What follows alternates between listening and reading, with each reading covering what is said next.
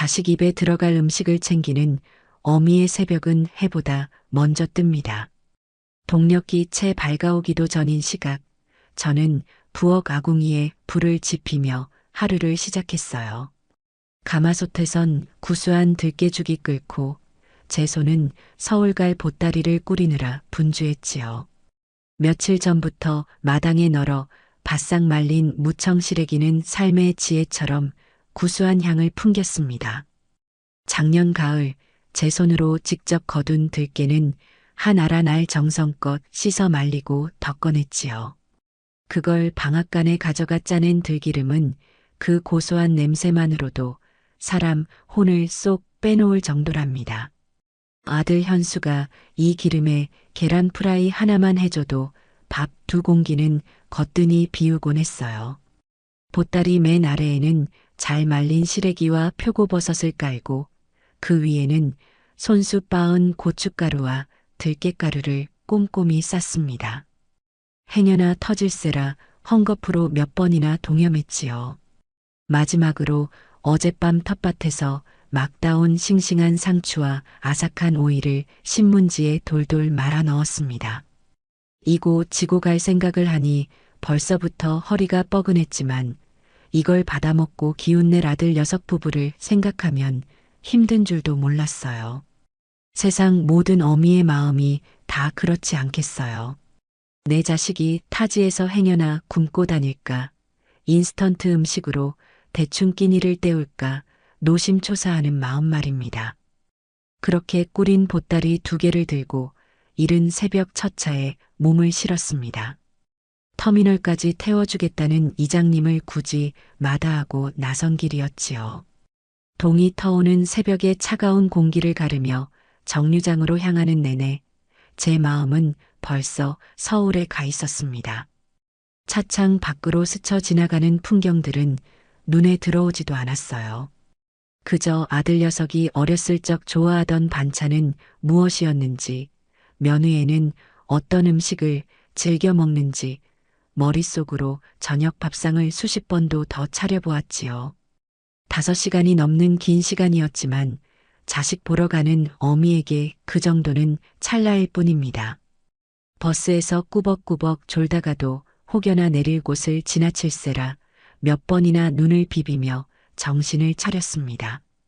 드디어 서울 땅에 발을 디뎠을 땐 이미 해가 중천에 떠 있었습니다. 높은 건물들이 뿜어내는 후텁지근한 공기와 귀가 멍멍할 정도의 소음은 여전히 적응이 안 돼요.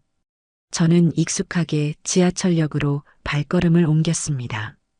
사람들로 가득 찬 계단을 무거운 짐을 들고 오르내리는 건 여간 힘든 일이 아니었지만 이제 곧 아들 얼굴을 볼 수 있다는 생각에 다시 한번 힘을 냈지요. 드디어 아들 녀석이 사는 아파트 단지에 도착해 초인종을 눌렀습니다. 딩동하는 소리가 어찌나 반갑던지요.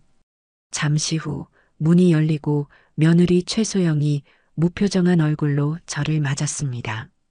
오셨어요, 어머니. 그 목소리엔 먼 길 온 시어머니를 향한 반가움이나 애틋함 같은 건 한 톨도 섞여 있지 않았어요. 그저 매주 반복되는 귀찮은 행사를 치르는 듯한 의무감만이 느껴졌지요. 그래, 아가. 우리 현수는 아직 안 왔니? 네, 아직 퇴근 전이에요. 일단 들어오세요. 저는 며느리를 따라 집 안으로 들어서며 제가 들고 온 보따리들을 현관 한쪽에 내려놓았습니다. 그 내용물이 무엇인지, 얼마나 무거운지 며느리는 관심조차 없어 보였어요. 그저 거실 소파에 비스듬히 누워 스마트폰 화면만 들여다볼 뿐이었지요. 집안은 모델하우스처럼 깔끔했지만 사람 사는 온기라고는 조금도 느껴지지 않았습니다. 하얗고 네모반 듯한 가구들, 어디를 봐도 먼지 한 톨 없는 바닥. 제 눈에는 그 모든 것이 너무나 차갑고 낯설게만 보였어요. 어머니, 근데 그걸 다 어쩌려고 또 가져오셨어요? 저희 집 냉장고 작은 거 아시잖아요. 역시나 며느리의 첫마디는 가시가 돋쳐 있었습니다. 저는 애써 웃으며 말했지요. 이거 다 너희들 먹이려고 가져온 귀한 것들이야. 시래기는 국 끓여 먹고 들기름은 나물 무쳐 먹으면 얼마나 맛있는데. 요즘 누가 그런 걸 해 먹어요. 인터넷으로 주문하면 반찬 가게에서 다 만들어서 배달해 주는데. 그리고 어머니, 저희 집은 유기농만 먹어요. 며느리는 제 정성을 유기농이 아닌 것으로 취급하며 단박에 선을 그었습니다. 제가 평생 땅 파서 자식들 먹여 살린 그 모든 세월이 유기농이라는 세 글자 앞에 하찮아지는 순간이었지요. 서운한 마음이 목구멍까지 차올랐지만 저는 꾹 참았습니다. 싸우자고 온 것이 아니니까요. 저는 잠시 숨을 고른 뒤 보따리를 풀기 시작했습니다. 그래도 이건 내가 직접 키우고 만든 거라 맛이 달라. 정리만 좀 해놓을게. 제가 부엌에서 보따리 속 물건들을 꺼내 냉장고에 차곡차곡 정리하는 동안 며느리는 소파에서 꼼짝도 하지 않았습니다. 그저 제 움직임을 스마트폰 화면 너머로 힐끗힐끗 쳐다볼 뿐이었지요. 냉장고를 열어보니 안은 텅 비어 있었습니다. 배달 음식 용기와 마시다 남은 생수병 몇 개가 전부였어요. 이걸 보고도 유기농을 따지는 며느리의 말이 기가 찼지만 저는 아무 말도 하지 않았습니다. 그저 묵묵히 제 할 일을 할 뿐이었지요. 저녁 시간이 다 되어갈 무렵 아들 현수가 퇴근하고 돌아왔습니다. 아, 엄마 오셨어요? 그 녀석은 저를 보고 반가워했지만 그 반가움은 딱 거기까지였습니다. 제 옆에 서서 우리 엄마 힘들게 뭘 이런 걸 다 싸왔어라며 제 어깨를 주무르다가도 소파에 누워있는 아내의 눈치를 살폈지요. 며느리가 날카롭게 쏘아붙였습니다. 자기는 좋겠다. 어머님이 맨날 이렇게 바리바리 싸다 주셔서 난 이 많은 짐 정리하느라 허리 부러지는 줄 알았네.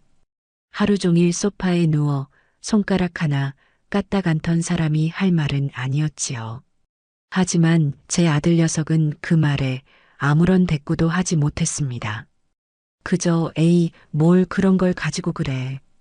엄마 정성이잖아라며 어색하게 웃을 뿐이었어요. 저는 그 순간 깨달았습니다. 제 아들은 더 이상 제 아들이 아니라는 것을.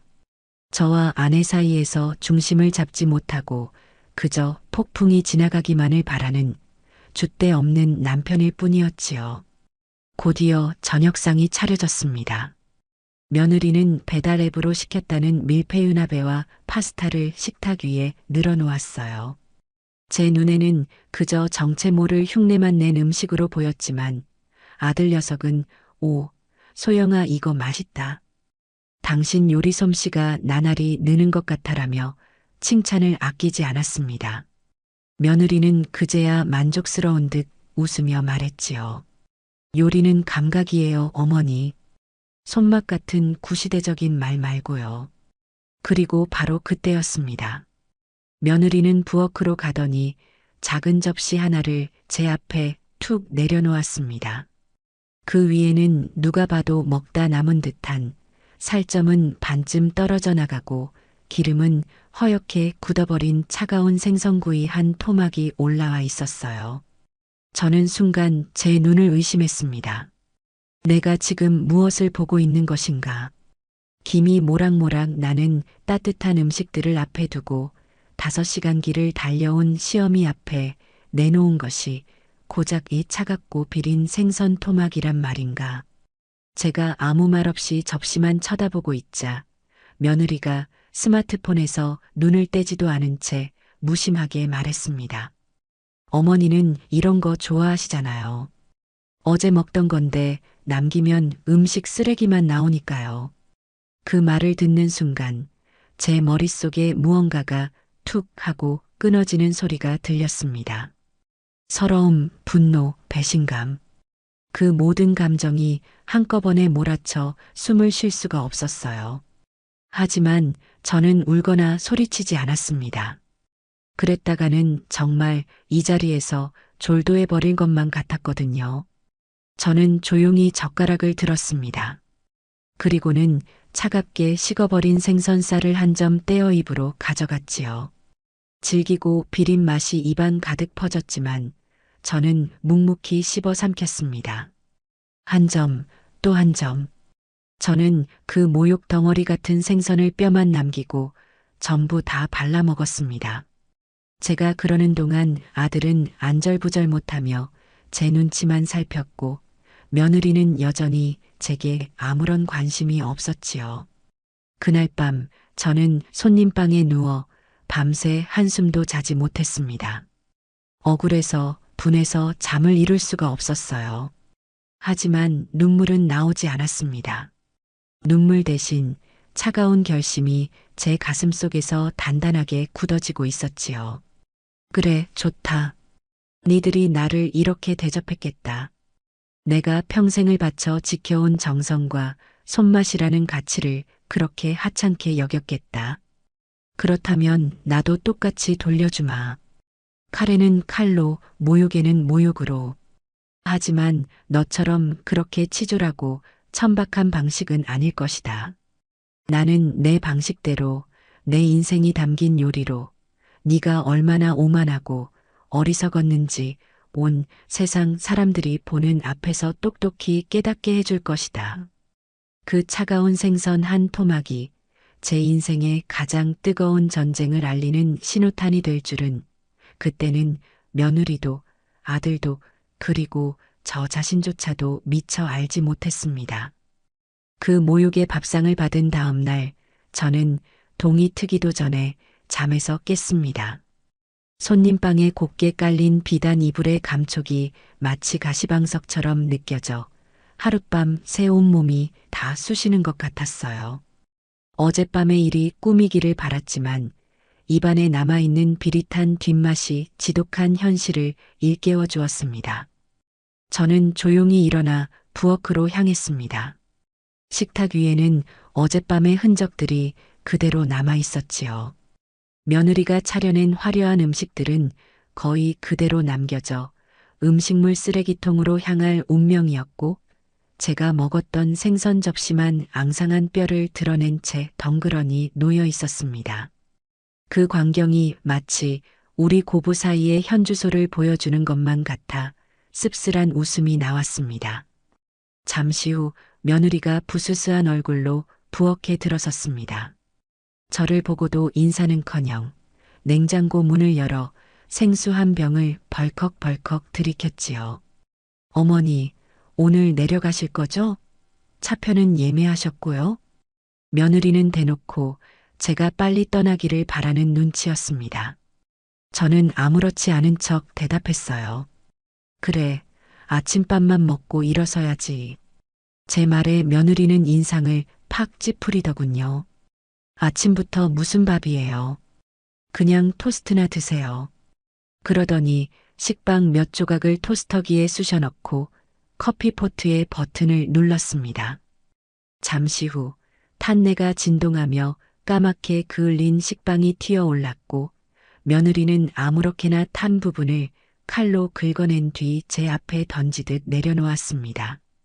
커피는 또 어찌나 맛이 없던지 맹물에 커피 향만 살짝 스치고 지나간 듯한 밍밍한 맛이었어요. 저는 그 맛없는 토스트를 꾸역꾸역 씹어 삼키며 생각했습니다. 요리는 감각이라고? 음식에 대한 최소한의 정성도 없는 주제에 감각을 논할 자격이나 있는 것인지. 아들 녀석은 출근 준비에 바빠 아침밥은 먹는 둥 마는 둥 하더니 제게 다가와 용돈이라며 엠벌로프스 하나를 쥐어주었습니다. 엄마 미안해. 어젯밤에 소영이가 좀 예민해서 그랬어. 네가 이해 좀 해줘. 녀석의 목소리에는 미안함이 담겨 있었지만 그 미안함의 대상은 제가 아니라 자기 자신과 이 불편한 상황을 만든 아내인 듯 했습니다. 저는 아무 말 없이 봉투를 받았지요.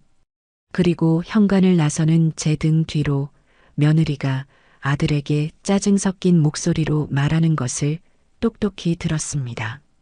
자기 엄마 용돈까지 챙겨줘야 직성이 풀려. 우리 생활비도 빠듯한 거 몰라. 집으로 돌아오는 버스 안에서 저는 창밖만 하염없이 바라보았습니다. 지난밤의 분노는 어느새 차가운 결심으로 바뀌어 가슴속 깊은 곳에 자리를 잡고 있었어요. 며느리 최소영. 그 아이의 오만함은 어디서 나오는 것일까? 그것은 단순히 버릇이 없는 것을 넘어 자신이 믿는 가치 외의 모든 것을 틀렸다고 여기는 얄팍한 신념에서 비롯된 것이었습니다. 화려하고 자극적이고 사진 찍기 좋은 음식만이 진짜 요리라고 믿는 아이. 땀과 시간과 기다림이 만들어내는 깊은 맛의 가치를 모르는 아이. 그렇다면 알려줘야지요. 진짜 맛이 무엇인지, 진짜 요리가 무엇인지. 그 아이가 가장 자신 있어 하는 방식으로 가장 화려한 무대 위에서 처절하게 깨닫게 해줘야 했습니다. 시골집에 돌아와 며칠을 알아누웠습니다. 몸살이 아니라 마음살이었지요. 밥맛도 없고 잠도 오지 않았습니다. 멍하니 텔레비전을 켜놓고 시간을 죽이던 어느 날 오후였어요. 요란한 배경음악과 함께 화면에 화려한 자막이 떠올랐습니다. 대한민국 최고의 아마추어 요리사를 찾습니다. K셰프 챌린지 시즌 3. 젊고 세련된 요리사들이 나와 현란한 기술을 선보이고 심사위원들은 날카로운 평가를 쏟아냈습니다. 모든 것이 빠르고 화려하고 자극적이었지요. 저는 홀린 듯 화면을 바라보았습니다. 저것이 바로 내 며느리가 동경하는 세상이구나. 저곳에서는 내가 평생을 바쳐 끓여낸 공국보다 단 10분 만에 만들어내는 스테이크가 더 높은 가치를 인정받는구나. 바로 그때 전화벨이 울렸습니다. 아들 현수였지요. 녀석의 목소리는 평소보다 한 톤 높아져 있었습니다. 엄마, 지금 TV 봐. 소영이가 저기 나간대. K셰프 챌린지. 저는 아무 말도 하지 않았습니다. 엄마, 대단하지 않아? 우리 소영이가 저기서 우승할지도 몰라. 엄마도 꼭 소영이 응원해줘야 해. 아들은 철없이 떠들어댔습니다. 녀석에게 어젯밤의 모욕은 이미 잊힌 과거일 뿐이었지요. 제가 전화를 끊으려 하자 아들이 다급하게 말했습니다. 아, 맞다, 엄마. 내가 소영이 SNS 주소 보내줄게. 여기 들어가면 멋진 사진 많으니까 좋아요도 좀 눌러주고 그래. 잠시 후 휴대폰으로 메시지 하나가 도착했습니다. 난생 처음 보는 복잡한 주소를 누르자 며느리의 얼굴이 화면 가득 나타났어요. 온갖 화려한 음식 사진들, 그리고 그 옆에서 명품 옷을 입고 환하게 웃고 있는 며느리의 모습, 그리고 가장 최근에 올라온 게시물에는 이런 글이 적혀 있었습니다. 드디어 저의 진가를 보여줄 시간이네요. K셰프 챌린지 본선 진출 확정. 요리는 정성이 아니라 감각이죠. 구시대적인 손맛은 이제 안녕. 해시태그 K셰프 도전, 해시태그 요리는 감각, 해시태그 손맛은 옛말, 해시태그 최소영이 접수한다. 저는 그 글을 읽는 순간 마지막까지 남아있던 일말의 망설임을 완전히 떨쳐버렸습니다.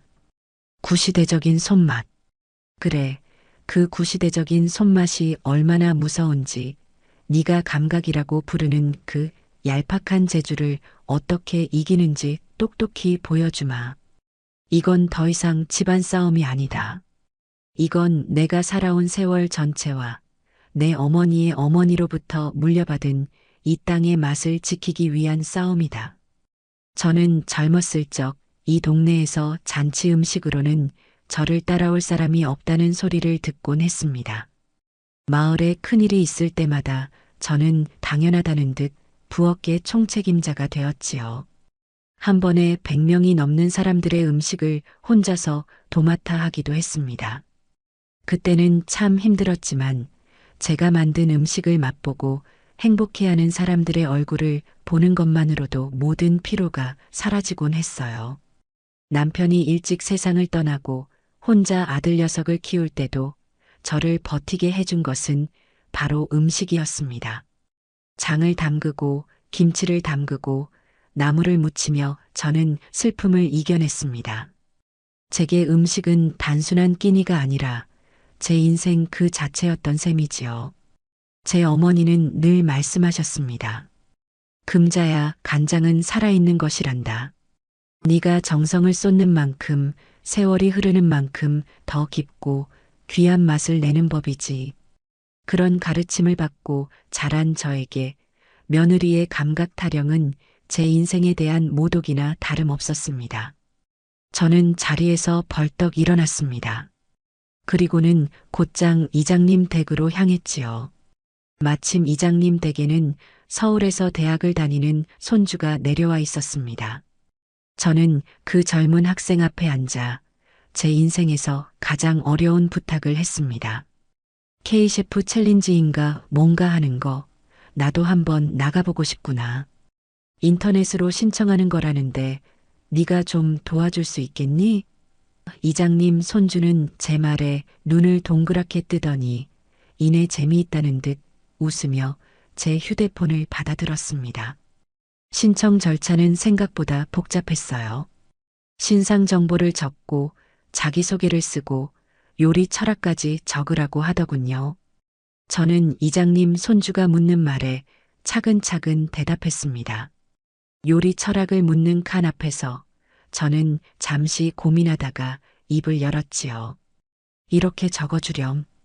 음식은 기억이고 정성은 세상에서 가장 위대한 양념입니다. 라고. 제 말을 받아 적던 학생의 눈빛이 사뭇 진지해졌습니다. 마지막 관문은 자신을 소개하는 동영상을 찍어 보내는 것이었습니다.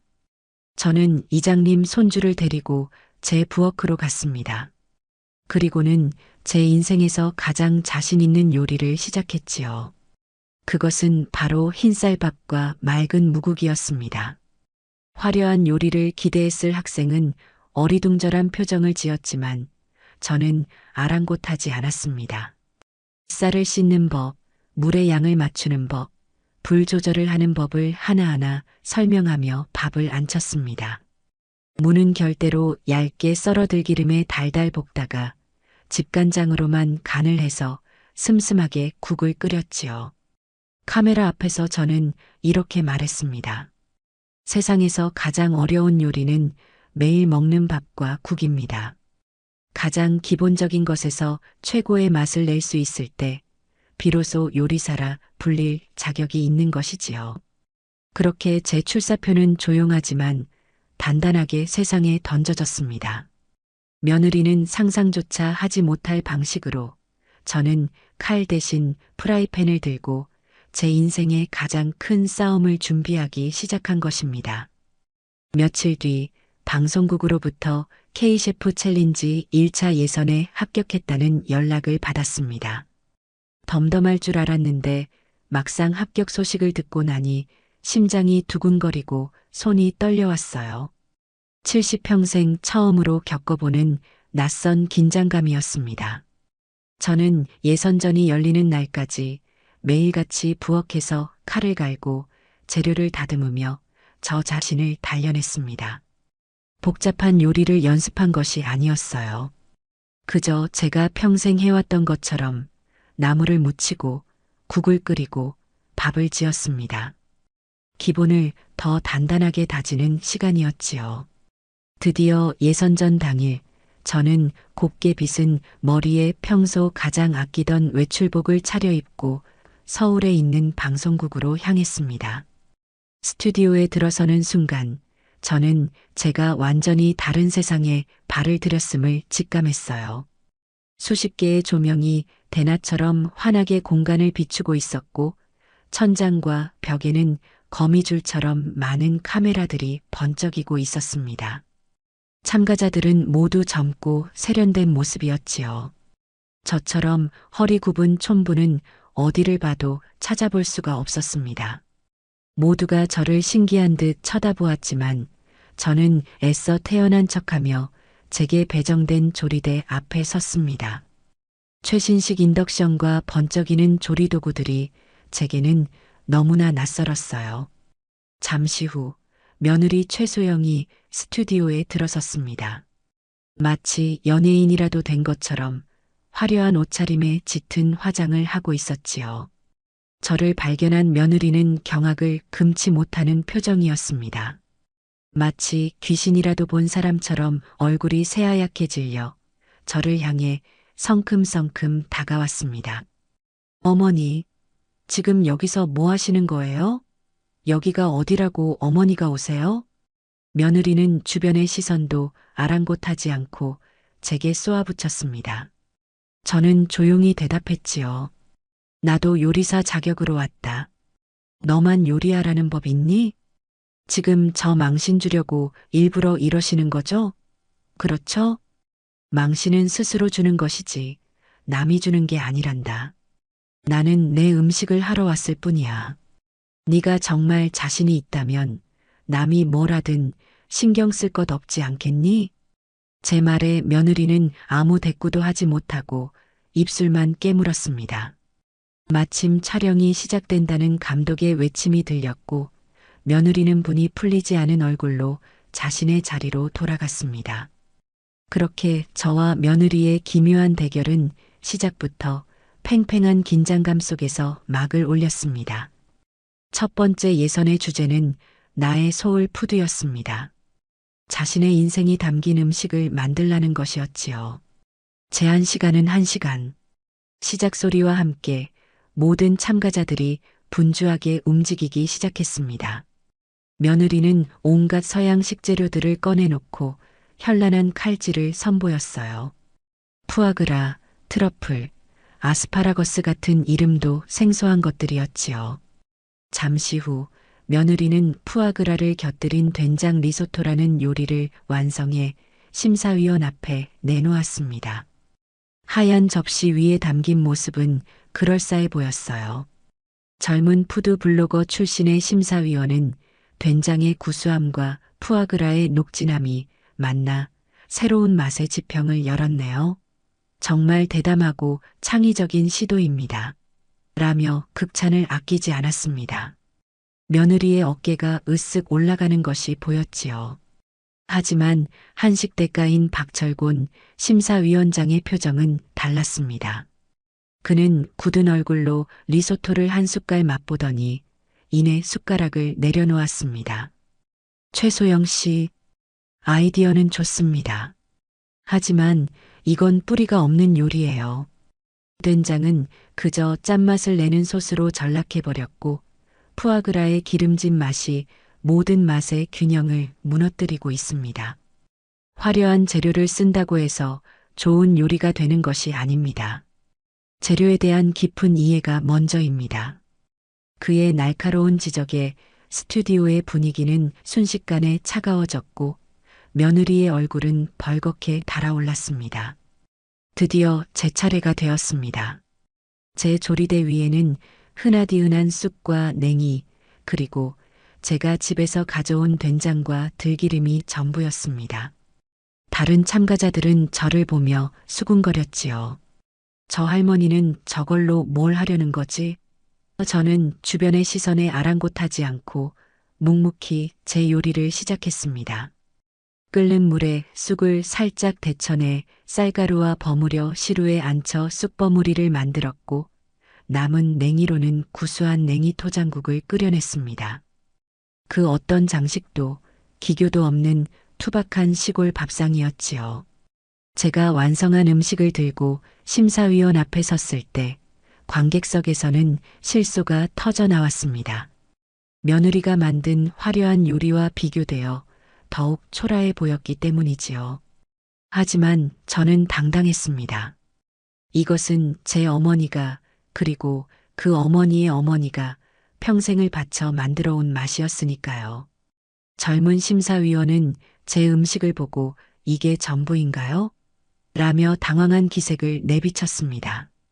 그때 박철곤 심사위원장이 먼저 숟가락을 들었습니다. 그는 냉이 토장국을 한 숟갈 떠서 맛보더니 그대로 눈을 감았습니다. 한참을 맛을 음미하던 그는 이내 나지막이 탄성을 내뱉었습니다. 세상에 이 향기는 그는 연이어 쑥버무리를 한 입 베어 물었습니다. 그리고는 저를 바라보며 믿을 수 없다는 표정으로 물었지요. 어르신, 이 된장은 직접 담그신 겁니까? 네, 심사위원장님. 해마다 담그는 겁니다. 이 들기름은요? 봄에 씨앗 뿌려 가을에 거둔 들깨로 직접 짠 기름입니다요. 제 대답을 들은 박철곤 심사위원장은 자리에서 벌떡 일어났습니다. 그리고는 다른 심사위원들과 관객들을 향해 말했지요. 여러분, 지금 여러분이 보시는 것은 단순한 음식이 아닙니다. 이것은 이 땅의 봄 그 자체입니다. 이 냉이의 쌉싸름한 향과 된장의 깊은 구수함, 그리고 쑥의 은은한 단맛이 어우러져 마치 꽁꽁 얼었던 땅이 녹아내리는 소리가 입안에서 들리는 듯합니다. 기교는 서툴지 몰라도 재료에 대한 존중과 음식에 담긴 진심만큼은 오늘 나온 그 어떤 요리보다도 훌륭합니다. 그리고는 저를 향해 단호하게 외쳤습니다. 합격입니다. 그의 외침에 스튜디오는 잠시 정적에 휩싸였다가 이내 우레와 같은 박수 소리로 가득 찼습니다. 저는 어리둥절한 채로 고개만 숙였지요. 제 뒤에서 며느리가 저를 노려보는 시선이 따갑게 느껴졌지만 저는 애써 외면했습니다. 그렇게 시골 촌부의 조용한 반란은 성공적으로 첫 발을 내디딘 것입니다. 이제부터가 진짜 시작이었지요. 1차 예선이 끝나고 저는 방송국이 떠나가라 화제의 중심에 섰습니다.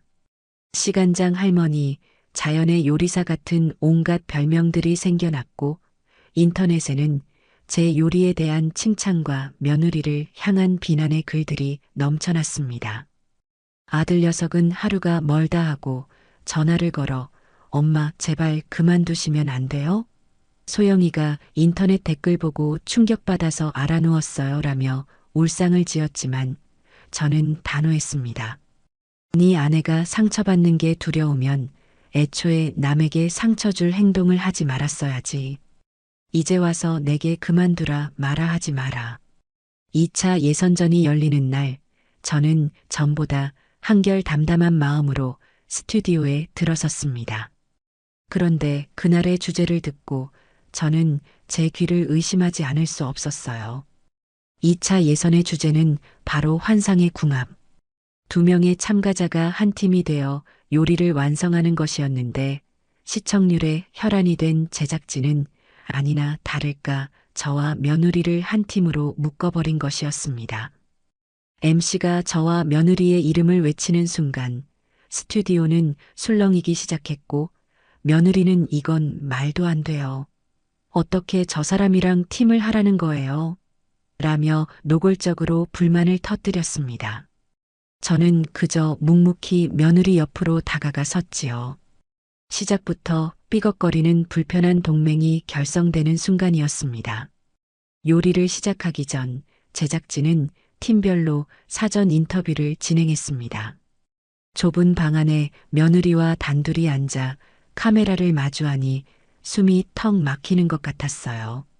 작가가 며느리에게 팀워크에 대해 어떻게 생각하냐고 묻자 며느리는 저를 곁눈질하며 비꼬는 투로 대답했습니다.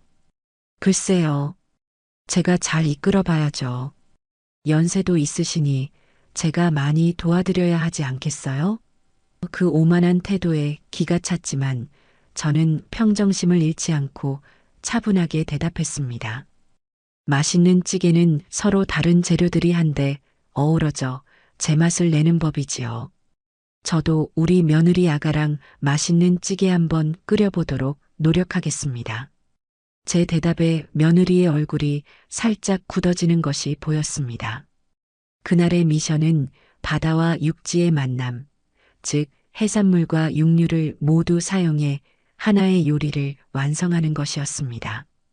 조리대에 서자마자 며느리는 저를 없는 사람 취급하기 시작했습니다. 어머니는 그냥 제가 시키는 재료 손질이나 하세요. 괜히 나섰다가 일 그르치지 마시고요. 그러더니 혼자서 양고기와 관자, 새우 같은 고급 재료들을 잔뜩 꺼내놓고 요리 계획을 세우기 시작했습니다. 며느리는 너무나 많은 것을 보여주려 욕심을 부리고 있었어요. 양고기는 수비드 머신이라는 기계에 넣어 익히고, 관자는 토치로 겉만 살짝 그을리고, 새우는 소스를 만들어 곁들이겠다는 제가 듣기엔 너무나 복잡하고 산만한 계획이었지요. 저는 며느리가 시키는 대로 묵묵히 채소를 다듬고 재료를 손질했습니다. 하지만 제 눈에는 며느리의 불안한 움직임이 모두 보였어요. 너무 많은 일을 한꺼번에 하려다 보니 허둥대기 시작한 겁니다. 소스를 만들다 냄비를 태워 먹기 일쑤였고, 채소를 썰다 손을 베일 뻔하기도 했습니다. 제가 옆에서 아가, 그건 그렇게 하는 게 아닌데라고 한마디 거들라치면 어머니는 요리도 모르면서 참견하지 마세요. 라며 날카롭게 소리를 질렀지요. 시간은 야속하게 흘러갔습니다. 제한 시간의 절반이 지났을 때 며느리는 거의 울기 직전의 표정이었습니다. 수비드 기계에서 꺼낸 양고기는 너무 익어 퍽퍽해졌고, 토치로 그을린 관자는 타이밍을 놓쳐 새까맣게 타버렸습니다. 엎친 데 덮친 격으로 소스 맛을 보던 며느리는 소금을 쏟아 넣어버리는 결정적인 실수를 저지르고 말았지요. 아, 어떡해. 망했어. 다 망했어. 며느리는 자리에 주저앉아 머리를 감싸쥐었습니다. 모든 것을 포기한 듯한 모습이었지요. 저는 더 이상 지켜보고만 있을 수 없었습니다. 저는 며느리를 일으켜 세우며 단호하게 말했습니다. 아직 안 끝났다. 지금부터 내가 하라는 대로 하거라. 그리고는 조리대의 지휘권을 가져왔습니다. 저는 먼저 너무 익어버린 양고기를 아주 얇게 저면했습니다. 그리고는 팬에 기름을 두르고 다진 마늘과 파를 볶아 향을 낸 뒤 간장과 꿀, 배즙을 넣어 즉석에서 양념장을 만들어 얇게 썬 양고기를 넣고 재빨리 볶아냈지요. 너비아니를 응용한 방식이었습니다. 새까맣게 타버린 관자는 과감히 버리고, 남은 관자와 새우는 밀가루와 계란물을 입혀 노릇노릇하게 전을 부쳤습니다. 소금에 절어 짜게 된 소스는 감자와 물을 급하게 갈아 넣어 짠맛을 중화시키고, 들깨가루를 듬뿍 넣어 구수한 맛을 더했지요. 제 손은 보이지 않을 정도로 빠르게 움직였습니다. 평생을 부엌에서 살아온 제게 이 정도 위기는 위기도 아니었으니까요. 며느리는 넋을 잃은 채 제 움직임을 바라보고 있었습니다. 마치 처음 보는 사람인 양 경이로운 눈빛으로 저를 쳐다보았지요.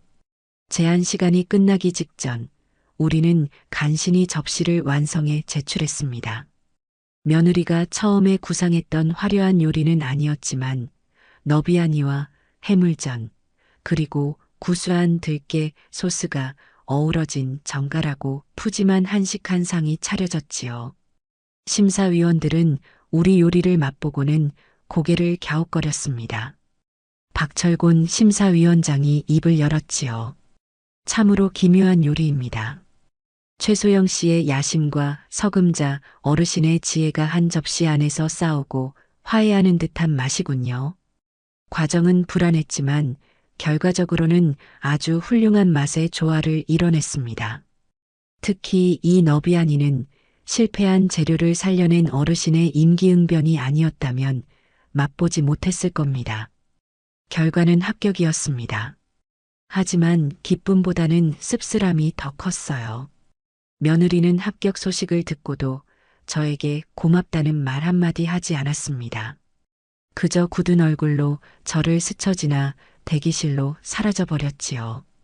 그 뒷모습을 보며 저는 긴 한숨을 내쉬었습니다. 잠시 후 주머니 속 휴대폰이 요란하게 울렸습니다. 아들 녀석이었습니다. 엄마, 봤어? 두 사람 같이 요리하는 거 정말 멋있었어. 환상의 팀워크던데? 역시 우리 엄마랑 우리 아내야. 그 녀석의 해맑은 목소리를 들으며 저는 어쩌면 이 싸움에서 가장 어리석고 불쌍한 것은 아무것도 모르는 채 우리 사이를 맴돌고 있는 저 아들 녀석일지도 모른다는 생각을 했습니다. 불편하기 짝이 없었던 2차 예선이 끝나고 방송국을 나서는 길, 며느리와 저는 한마디 말도 섞지 않았습니다. 대기실에 머무는 내내 그 아이는 마치 제가 투명인간이라도 되는 양 철저히 무시했지요. 간간히 느껴지는 그 아이의 칼날 같은 시선이 제 등 뒤에 박히는 것 같았지만 저는 애써 모르는 척 창밖만 바라보았습니다. 제작진은 어떻게든 우리 둘 사이에 흐르는 긴장감을 카메라에 담아보려 애썼지만 소용없는 짓이었어요. 이미 제 마음은 단단히 닫혀 있었고 며느리의 마음은 분노로 들끓고 있었으니까요. 아들 녀석이 급하게 보냈다는 택시를 타고 버스 터미널로 향하는 내내 차 안에는 숨막히는 침묵만이 흘렀습니다. 운전기사 아저씨가 라디오 볼륨을 줄일 정도로 그 침묵은 무겁고 날카로웠지요. 저는 그저 이 모든 소란을 뒤로하고 빨리 흙냄새 나는 제 집으로 돌아가고 싶다는 생각뿐이었습니다. 시골집에 도착해 흙먼지 묻은 신발을 벗고 마루에 들어서는 순간 저는 비로소 긴 숨을 내쉴 수 있었습니다. 서울의 번잡함과 방송국의 인공적인 불빛에 시달렸던 혼이 제자리를 찾는 기분이었지요. 저는 그 길로 옷도 갈아입지 않고 뒤뜰의 장독대로 향했습니다. 제게는 자식들만큼이나 소중한 공간. 그곳에는 제 인생의 희로애락이 담긴 수십 개의 항아리들이 저를 묵묵히 기다리고 있었습니다. 저는 항아리 하나하나를 마른 헝겊으로 닦아주며 안부를 물었습니다. 작년에 담근 고추장은 잘 익어가고 있는지, 재작년에 담근 된장은 더 깊은 맛을 내고 있는지. 항아리들은 말이 없었지만 저는 그들의 숨소리를 들을 수 있었어요. 장독대 가장 안쪽, 제 키만 한 커다란 항아리 앞에 섰습니다. 제가 시집오던 해 낯선 시집살이에 하루하루 눈물 짓던 제게 시어머님께서 손을 잡아 이끌며 함께 담갔던 30년 묵은 시간장이었습니다. 그때 어머님은 제게 말씀하셨지요. 아가, 이 간장은 그냥 간장이 아니야. 우리 집안의 뿌리이자 역사다. 네가 이 장맛을 잘 지켜내면 어떤 어려움이 닥쳐도 우리 집안은 흔들리지 않을 것이다. 그날 이후 이 간장 항아리는 제게는 시어머님의 유언과도 같았습니다. 남편이 먼저 세상을 떠나고 혼자 현수를 키우며 막막했던 시절에도 저는 이 항아리를 보며 마음을 다잡았습니다. 혹독하게 추웠던 어느 겨울, 장이 얼어 터질까봐 밤새 짚을 태워 항아리를 감싸 안고 울었던 기억도 생생합니다. 저는 항아리 뚜껑을 조심스럽게 열었습니다. 30년의 세월이 응축된 깊고 달큼하고 향긋한 향이 제 온몸을 감쌌습니다. 저는 눈을 감고 그 향을 깊이 들이마셨습니다. 그래, 이 맛이다. 돈으로는 절대 흉내낼 수 없는 시간과 정성만이 빚어낼 수 있는 진짜 맛.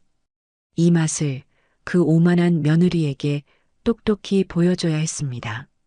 며칠간 저는 밭일을 하고 마을 사람들과 어울리며 평온한 시간을 보냈습니다. 저녁이면 동네 아낙들이 저희 집 마루에 모여 앉아 두런두런 이야기를 나누곤 했지요. 제가 텔레비전에 나온 이야기는 이미 온 동네에 퍼져 있었습니다. 모두들 제 일처럼 기뻐하며 등을 두드려 주었지요. 옆집 순떡 엄마가 물었습니다. 형님, 근데 그 며느리는 왜 그렇게 못되게 군대요?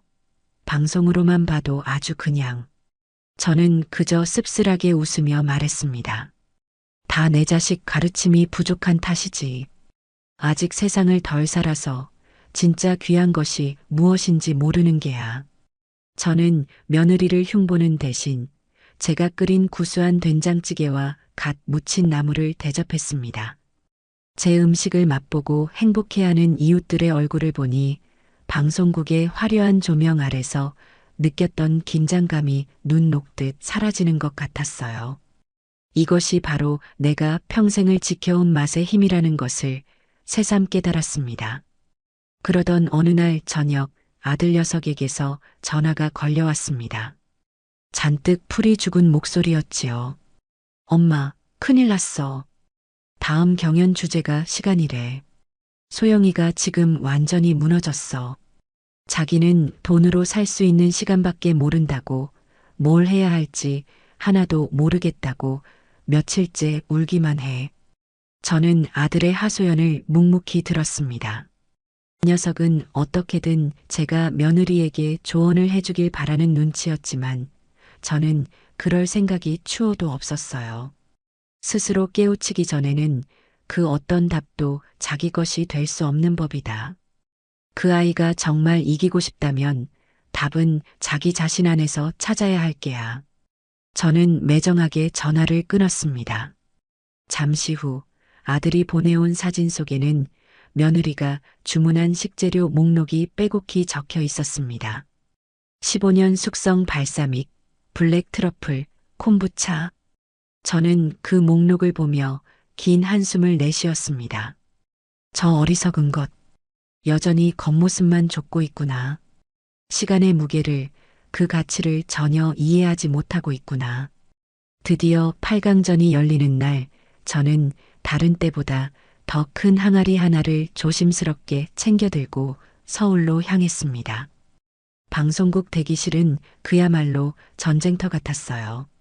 모두가 마지막 결전이라도 되는 듯 비장한 표정으로 각자의 무기를 점검하고 있었지요.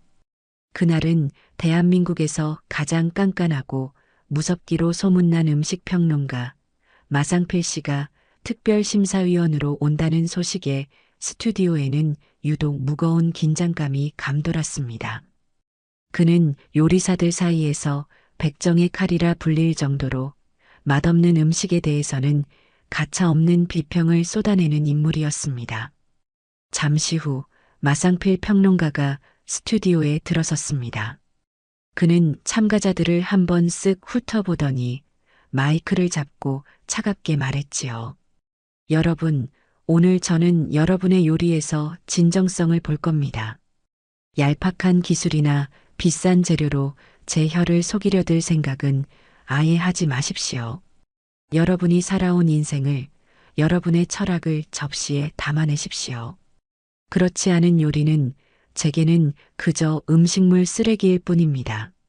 그의 말에 참가자들의 얼굴은 하얗게 질렸고 며느리는 마른 침을 꿀꺽 삼키는 것이 보였습니다.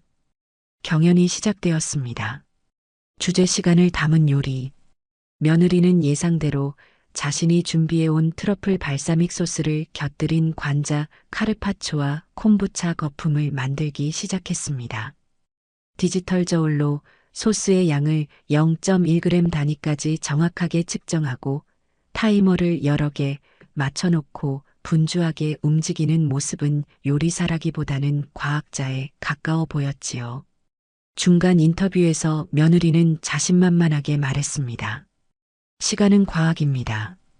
저는 15년이라는 시간이 만들어낸 발사믹 식초의 산미와 콤부차가 발효되며 만들어내는 복합적인 풍미를 과학적으로 계산해서 한 접시에 담아낼 겁니다. 드디어 며느리의 요리가 완성되었습니다. 하지만 마상필 평론가의 표정은 싸늘하기 그지없었어요. 그는 며느리의 요리를 맛보기도 전에 코를 킁킁거리며 인상을 찌푸렸습니다. 최소영 씨, 이 역겨운 인공 트러플 향은 대체 뭡니까? 마치 값싼 향수를 온몸에 뿌린 사람을 마주한 것처럼 불쾌하군요. 그는 겨우 포크로 관자 한 점을 찍어 맛보더니 이내 냅킨에 뱉어버렸습니다. 이건 요리가 아닙니다. 모독입니다. 시간이라는 신성한 주제를 돈으로 살 수 있다는 그 오만한 생각 자체가 글러먹었어요. 관자의 섬세한 단맛은 이따위 소스에 완전히 짓밟혀버렸고 이 의미 없는 거품은 왜 올린 겁니까? 최소영 씨의 요리에는 철학도 진정성도 없습니다.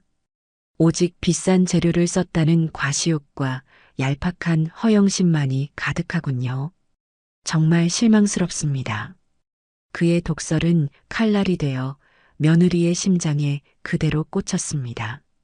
며느리는 아무 말도 하지 못하고 그저 하염없이 눈물만 뚝뚝 흘렸지요. 드디어 제 차례가 되었습니다. 저는 조용히 제가 가져온 시간장 항아리의 뚜껑을 열었습니다. 30년의 세월이 응축된 향기가 스튜디오를 가득 채우자 마상필 평론가의 굳었던 표정이 미세하게 움직이는 것이 보였습니다. 저는 그 간장 하나만을 이용해 장조림과 약밥을 만들었습니다. 최고급 한우 홍두깨살을 결대로 찢어 간장에 졸여내고 찹쌀에 밤과 대추, 잣을 듬뿍 넣고 간장으로 맛을 낸 약밥을 찜기에 안쳤지요. 제 조리대는 너무나도 고요했습니다. 그저 냄비에서 장조림이 보글보글 끓는 소리와 찜기에서 김이 모락모락 피어오르는 모습만이 전부였어요. 마치 시간이 멈춘 듯한 평온함에 다른 참가자들조차 넋을 잃고 제 모습을 바라보고 있었습니다. 제 요리가 완성되어 심사위원들 앞에 놓였습니다.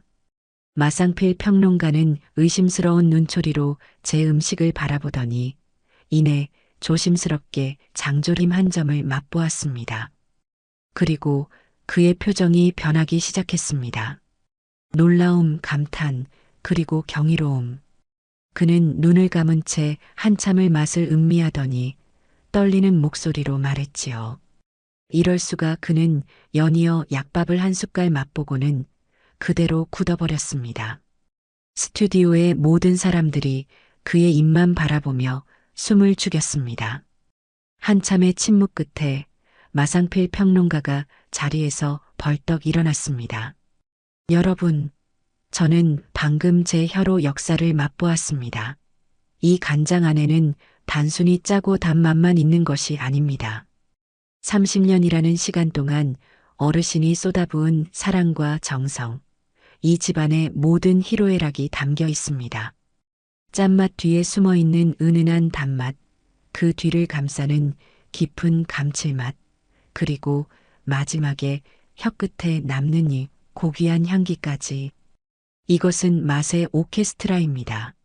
그는 감격에 겨워 말을 잇지 못하다가 이내 저를 향해 허리를 깊이 숙였습니다. 선생님, 오늘 이런 위대한 유산을 맛보게 해주셔서 진심으로 감사합니다. 당신은 요리사가 아니라 시간을 빚어내는 위대한 장인입니다.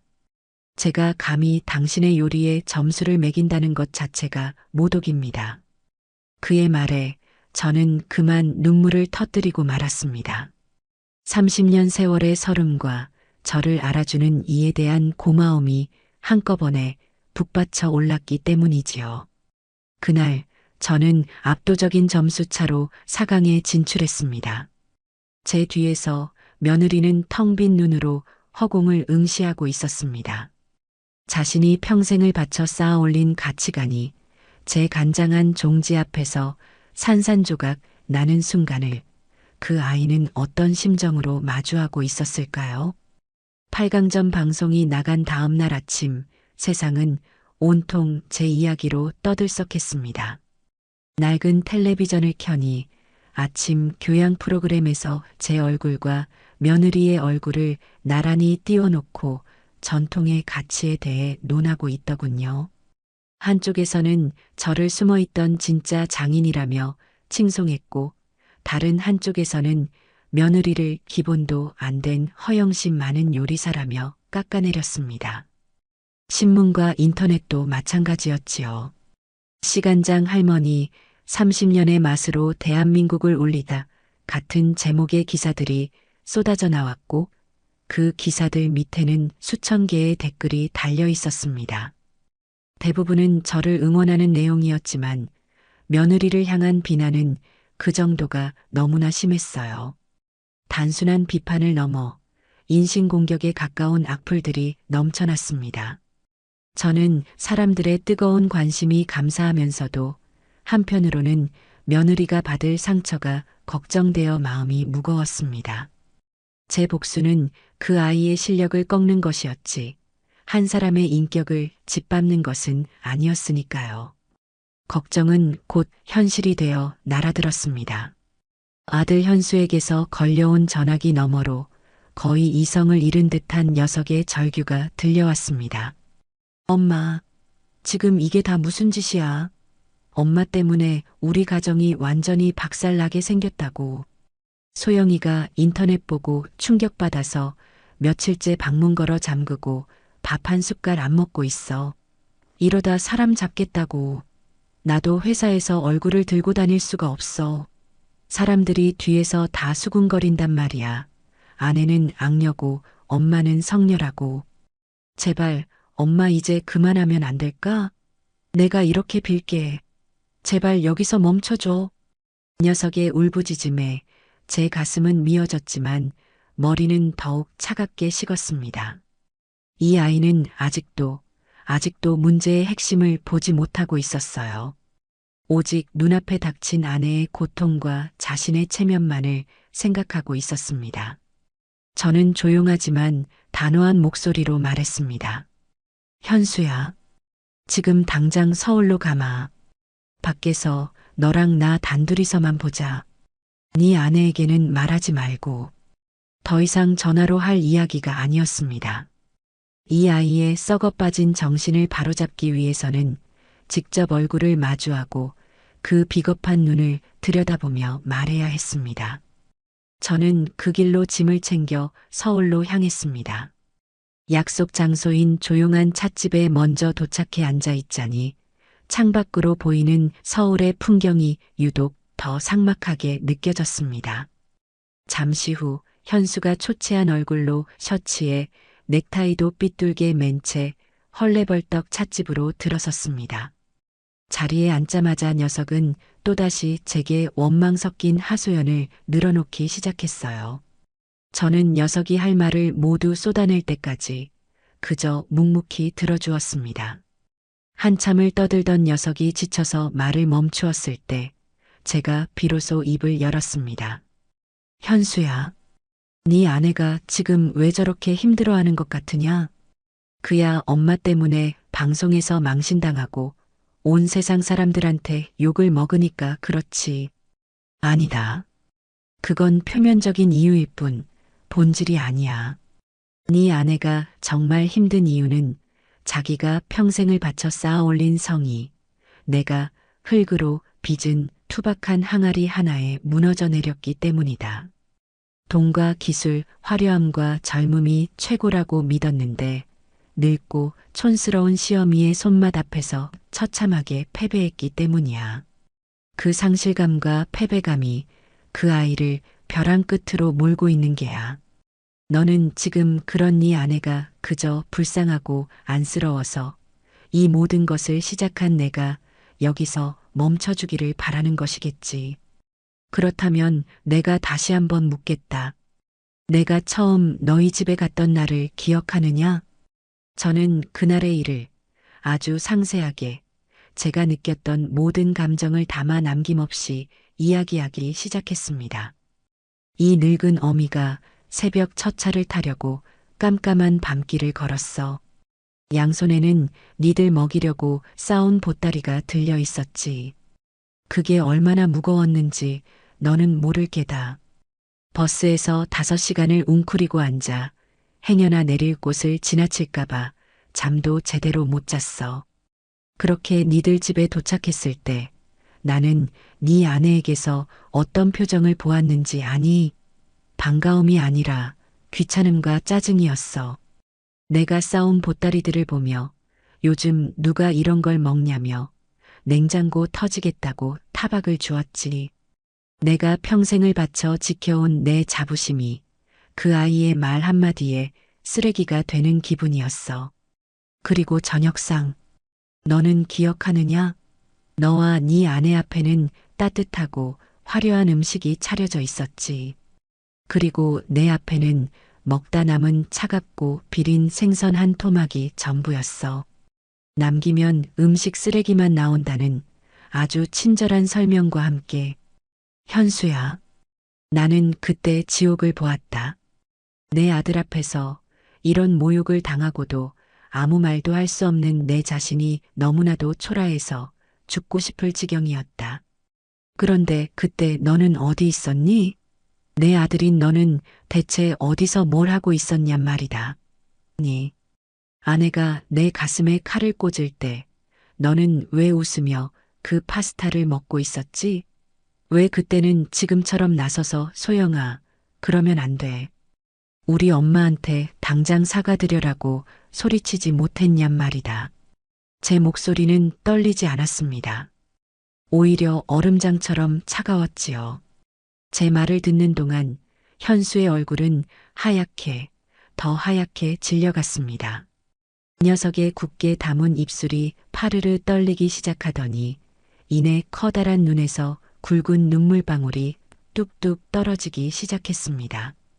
현수는 테이블 위로 엎드려 어린아이처럼 목 놓아 울었습니다. 엄마, 내가 잘못했어. 정말 잘못했어.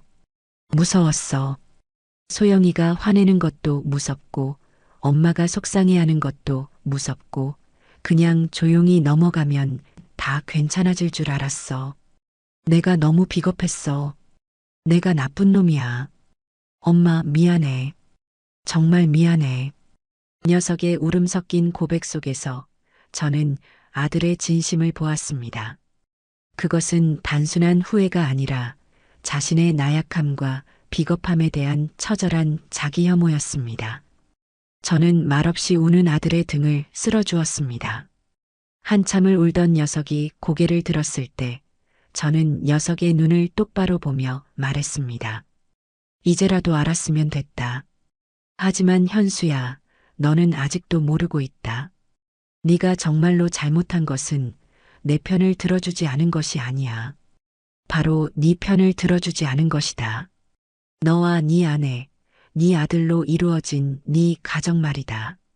너는 그 가정의 가장이면서도 단 한 번도 주인이 된 적이 없었어. 아내의 등 뒤에 숨어 책임을 회피하고 어미의 그늘 아래서 안주하려고만 했지. 네가 바로 서지 못하니 네 아내도 길을 잃고 헤매는 것이다. 네 가정을 지키고 싶으냐? 그렇다면 이제부터라도 가장 노릇 제대로 하거라. 누구의 편을 드는 어리석은 짓을 하는 게 아니라 옳고 그름을 똑바로 분별하고 어떤 비바람이 불어와도 네 가족을 지켜낼 수 있는 단단한 기둥이 되란 말이다.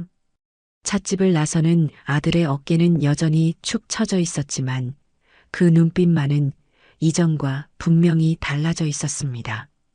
저는 비에 젖은 서울의 거리를 걸어가는 아들의 뒷모습을 한참 동안이나 바라보았습니다.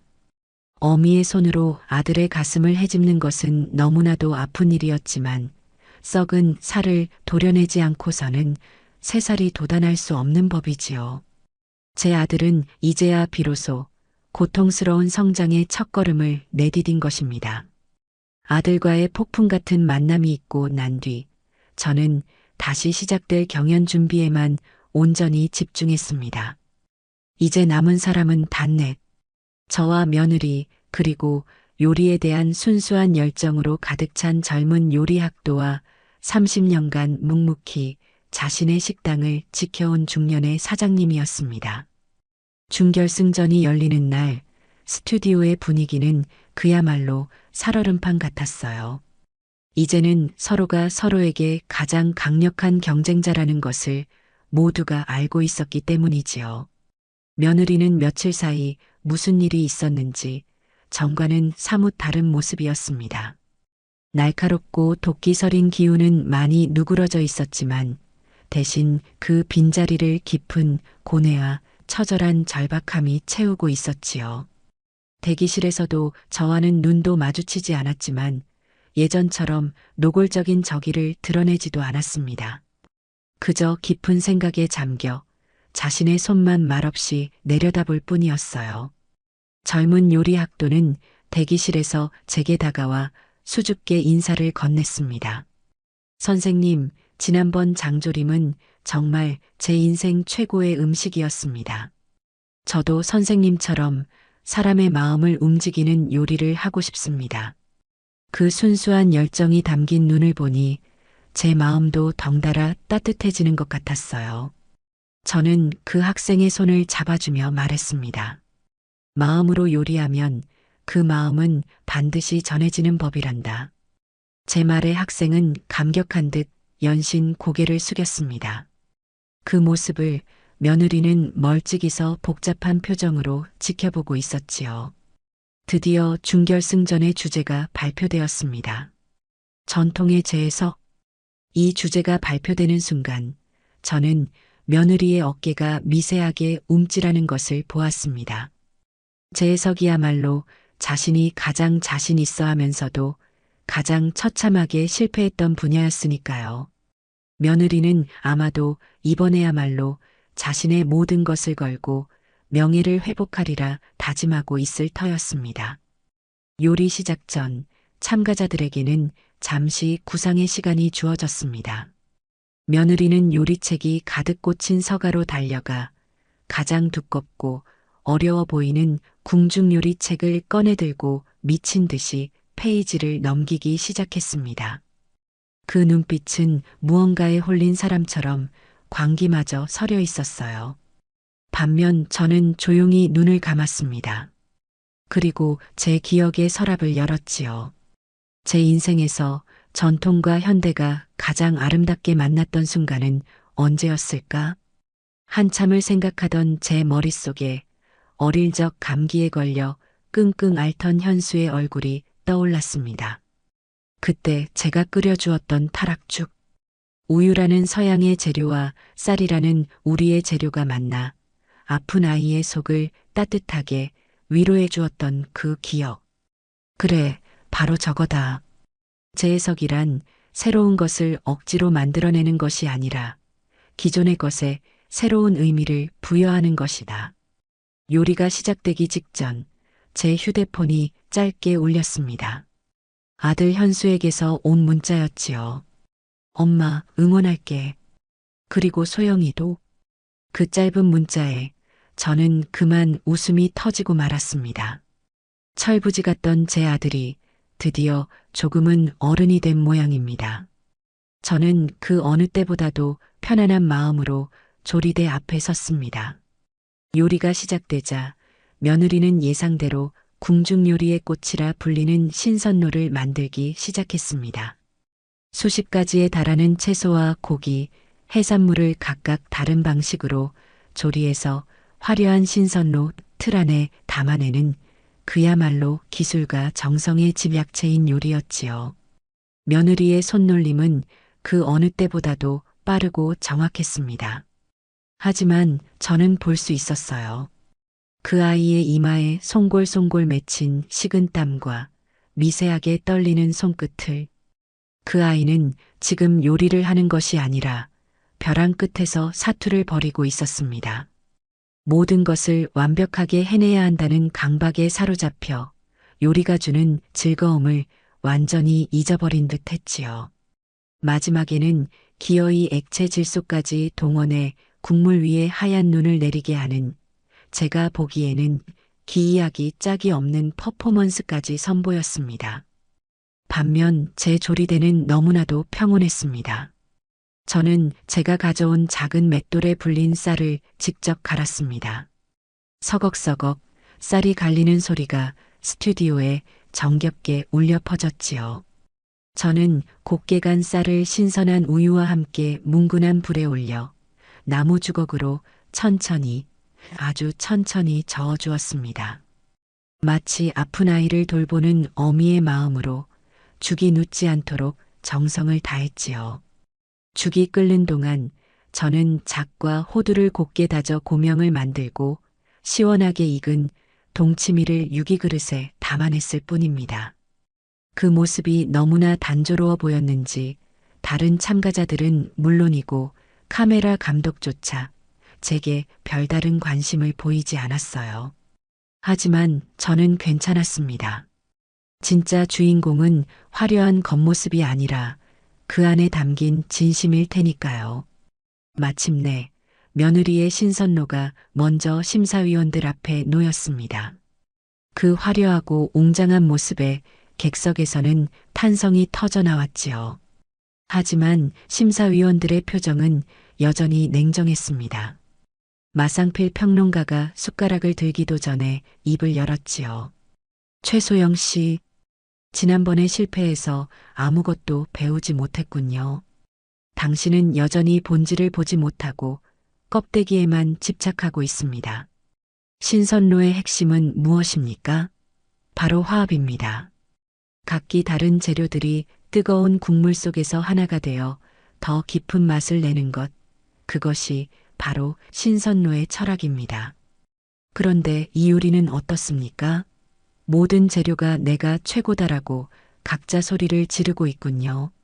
아름답기는 하지만 그 안에는 아무런 이야기도 감동도 없습니다. 이 차가운 질소 눈은 또 뭡니까? 신선로의 생명은 따뜻한 온기인데 당신은 스스로 그 생명을 얼려버렸어요. 아주 실망스럽습니다. 그의 평가는 이전보다 더욱 차갑고 날카로웠습니다. 며느리는 이제 울지도 못하고 그저 핏기 없는 얼굴로 자리에 서 있을 뿐이었지요. 이어서 제 타락죽이 심사위원들 앞에 놓였습니다. 소박하기 그지없는 모습에 객석은 의아하다는 듯 술렁였습니다. 하지만 죽을 한 숟갈 맛본 심사위원들의 얼굴에 경이로운 빛이 감돌기 시작했습니다. 아무도 말을 하지 않았습니다. 그저 조용히 그리고 경건하게 그릇을 비워낼 뿐이었지요. 모든 그릇이 비워지고 난 뒤 한참의 침묵 끝에 마상필 평론가가 눈을 감은 채 나지막이 입을 열었습니다. 저는 방금 세상에서 가장 완벽한 위로를 받았습니다. 모두가 더하기를 외치며 자신의 요리를 과시할 때 서금자 선생님은 빼기를 통해 우리에게 본질을 이야기하고 계십니다. 쌀의 부드러움과 우유의 고소함, 그 외에는 아무것도 없습니다. 하지만 그 단순함 속에 한 사람의 인생 전체가 담겨 있군요. 이것은 단순한 재해석이 아닙니다. 전통이란 무엇인가에 대한 가장 근원적인 질문이자 가장 완벽한 대답입니다. 시대를 초월하여 사람의 마음을 어루만지는 힘, 그것이 바로 우리가 지켜나가야 할 전통의 진짜 모습일 겁니다. 그날 저는 프로그램 역사상 전무후무한 만장일치 최고점을 기록하며 결승에 진출했습니다. 며느리는 운 좋게도 다른 참가자의 치명적인 실수 덕분에 역대 최저 점수로 간신히 결승행 막차를 탔지요. 결과가 발표되는 순간 며느리는 저를 똑바로 쳐다보았습니다. 그 눈빛 속에는 여전한 분노와 치욕이 담겨 있었지만 저는 그 너머에서 아주 희미하게 흔들리고 있는 어떤 다른 감정을 분명히 보았습니다. 그것은 아마도 거대한 벽 앞에서 한없이 작아진 자기 자신을 발견한 인간의 근원적인 경외심 혹은 존경심 같은 것이었을 겁니다. 그렇게 저와 며느리는 피할 수 없는 마지막 무대에서 외나무 다리의 원수처럼 다시 만나게 된 것입니다. 결승전 전날 밤 저는 서울의 호텔방에서 뜬 눈으로 밤을 지새웠습니다. 낯선 도시의 소음 때문도 푹신한 침대가 불편해서도 아니었어요. 제 인생의 길고 길었던 싸움을 끝내야 하는 마지막 날을 앞두고 수많은 생각들이 파도처럼 밀려와 잠을 이룰 수가 없었습니다. 눈을 감으면 흙먼지를 뒤집어 쓴 채 밭을 갈던 젊은 날의 제 모습이 보였습니다. 갓난아기였던 현수를 업고 새벽별을 보며 논에 나가던 억척스러웠던 시절. 행여나 자식이 굶을세라 제 허리띠를 졸라매면서도 아궁이의 불을 꺼뜨리지 않았던 수많은 밤들. 그리고 먼저 세상을 떠난 남편의 텅 빈 자리를 바라보며 소리 없이 눈물을 삼켜야 했던 외로운 시간들. 제 인생은 어쩌면 한 그릇의 밥을 지어내기 위한 끝없는 싸움의 연속이었을지도 모릅니다. 저는 조용히 자리에서 일어나 창가에 앉았습니다. 창밖으로는 잠들지 않는 도시의 불빛들이 강물처럼 흐르고 있었지요. 저 수많은 불빛 아래에는 또 얼마나 많은 사람들이 각자의 싸움을 벌이며 살아가고 있을까요? 문득 며느리 최소영의 얼굴이 떠올랐습니다. 그 아이 역시 자신만의 방식으로 처절하게 싸우고 있는 것이겠지요.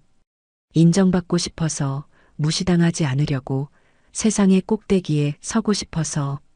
방법은 틀렸지만 그 몸부림 자체를 비난할 수만은 없었습니다. 어쩌면 그 아이는 젊은 날의 저와 가장 닮아 있는 사람일지도 모른다는 생각이 들었어요. 저는 가방에서 내일 아침 사용할 제 도구들을 꺼내 하얀 천 위에 가지런히 놓았습니다.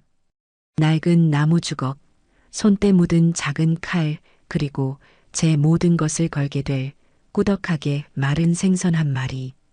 그것은 요리사의 도구가 아니라 마지막 결전을 앞둔 늙은 장수의 무기처럼 보였습니다. 결전의 날 아침이 밝았습니다.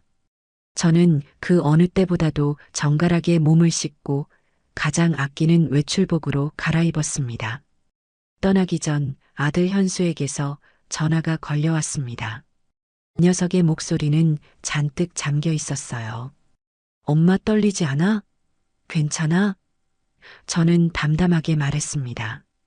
떨릴 것이 뭐 있겠니? 평생 해오던 밥 차리러 가는 길인데. 아들은 잠시 머뭇거리다가 아주 작은 목소리로 말했습니다.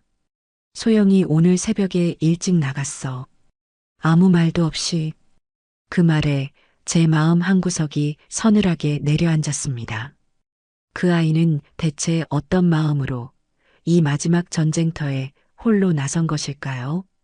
방송국 대기실의 공기는 그야말로 칼날처럼 날카로웠습니다. 제게는 젊고 싹싹한 여자 막내 작가 한 명이 전담으로 붙어 세심하게 시중을 들어주었지요. 선생님, 뭐 불편하신 건 없으세요? 물이라도 한 잔 가져다 드릴까요? 그 친절이 고마우면서도 한편으로는 이 모든 소란이 빨리 끝나기만을 바랄 뿐이었습니다. 잠시 후 며느리가 대기실로 들어섰습니다.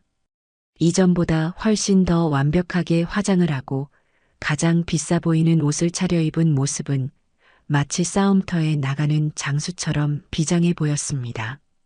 하지만 저는 볼 수 있었어요.